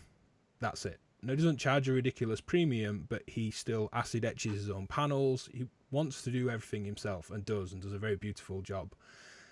And although he could price that a lot higher, I would still, you pay for it. Whereas he could get a lot of that done in a factory in China and it'd be cheaper and done en masse. But that's just not what he wants to do. But I imagine the same for Schweiman generally. I wouldn't say it's necessarily better. It's different. It's like picking a brand. Everything's kind of different. But a lot of the same circuitry and components are definitely used across a lot of modules. I think there's a myth of, it's 6 times the price, it's got to be better, or it's double the price. Not necessarily. Something sounds right, I would say it's right. Yeah, it cuts both ways, though. Yeah. I mean, building it better is going to cost you more money. Yeah. But something cheap can still sound good. Yeah. Yeah. Yeah. There's a reason that, a Rawsum or a Frap Tools or a Robust module is more expensive. Yeah. Because they're using some fancier components, etc. I don't know why Schweiman's priced the way it is, but I'll tell you, it's really, to be on the inside of the industry, it's really quite sad how many artisans who are making modules are having a real hard time financially. I mean, they have to go into debt to buy the components to make another run of modules. So it's not like everyone's getting fat and rich and Schweiman's getting even fatter and richer. No. This stuff is expensive to make in small batches. DIY is one thing, but what do you value your time at, and the packaging and the support and all that other stuff. So, well, this is the things I'm starting to see with ideas I have now and Mutes and Oct of seeing these things and what things cost and the time that goes in, and you kind of think, all right, wow, this is a hell of a lot of money to pay for this up front.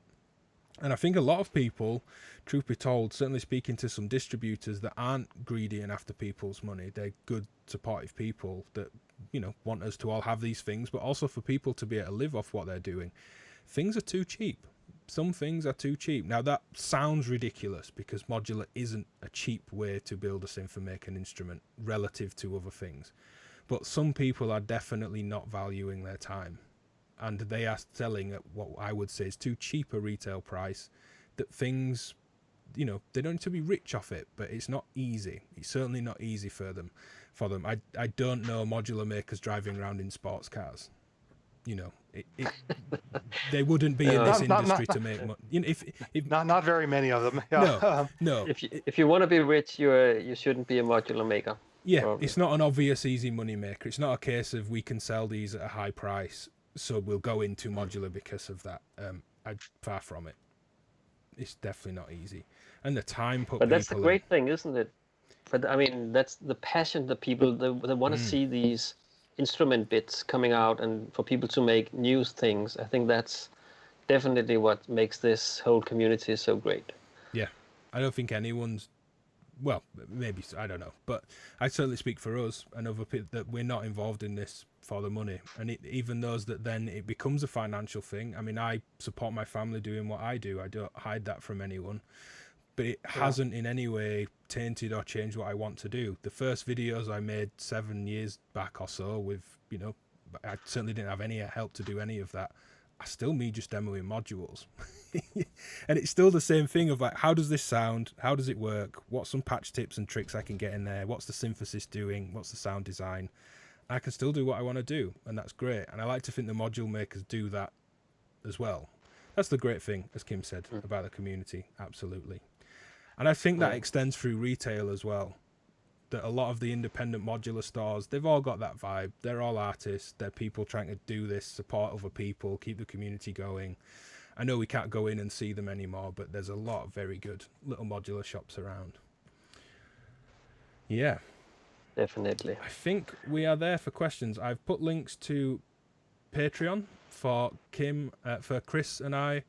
The Bukes page is on the chat. Kim, if you want to be dropping any other links in, please go hard on promoting your competition too. Go join them on Instagram. Literally just got to follow them, win some books. I put in also the link to the free PDF with pages from all 3 books also. Right. Yep. Yeah. And for my Patreon followers, and thank you, the huge number of people who've joined my Patreon channel the last few weeks. I really appreciate your support. I really do. It's how I can afford to do this.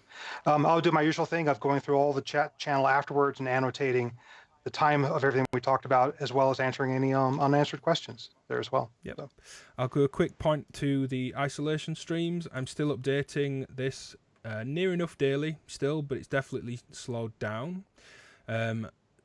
There are a couple on there that are happening right now that's not on. I would imagine they're done. Beat People with Roger Lynn is one I'll be going to watch back. I know Ned Rush has his More Kicks Than Friends kind of micro festival. Lots of modular jams and performances. That was on, probably done now as well. I don't think there's a stream to jump to from right now, but any streams will be added to that list. Do go take a look. And yeah, any comments, questions anywhere, let us know. Do let us know what you'd like this to be going forward. I would certainly like to do something else. And we'll see. An irregular Patching the Monster stream, maybe. I'm going to do one last super quick scan of the chat, because there is a bit of a delay. Yeah, I'm sure some of the stuff's going to end up in being more stuff I can do for my learning modular courses. Like a lot of the rhythmic stuff I want to do courses on, but now I think more stuff on patching I think deserves to be out there in a forum where people can learn these tricks, because I don't want it to be folklore or magic spells. I want people to know how to do this stuff. Yeah. Someone says Colin Benders. Yeah, Colin Benders might be live. Go check. I know he's not doing it every day anymore. Thank you. Some nice comments about the stream generally. I will speak to everybody. Yeah, ping me in the Discord if you're on Patreon. Get that link to your account. There's a cool little community going there. Question of the day there is a nice little thing. It'd be interesting what people want to talk to. We can have some discussions. And yeah, thank you very much, everybody, and we'll see you soon. And thank you, Ben and Kim, coming along on this adventure with me. I really appreciate it. No, thanks for being part of it. Thanks for presenting the opportunity to do so. It's been a pleasure. Yeah, it's been fun. Yep, great. Right, I'll see everybody later. Thank you, everyone. Bye.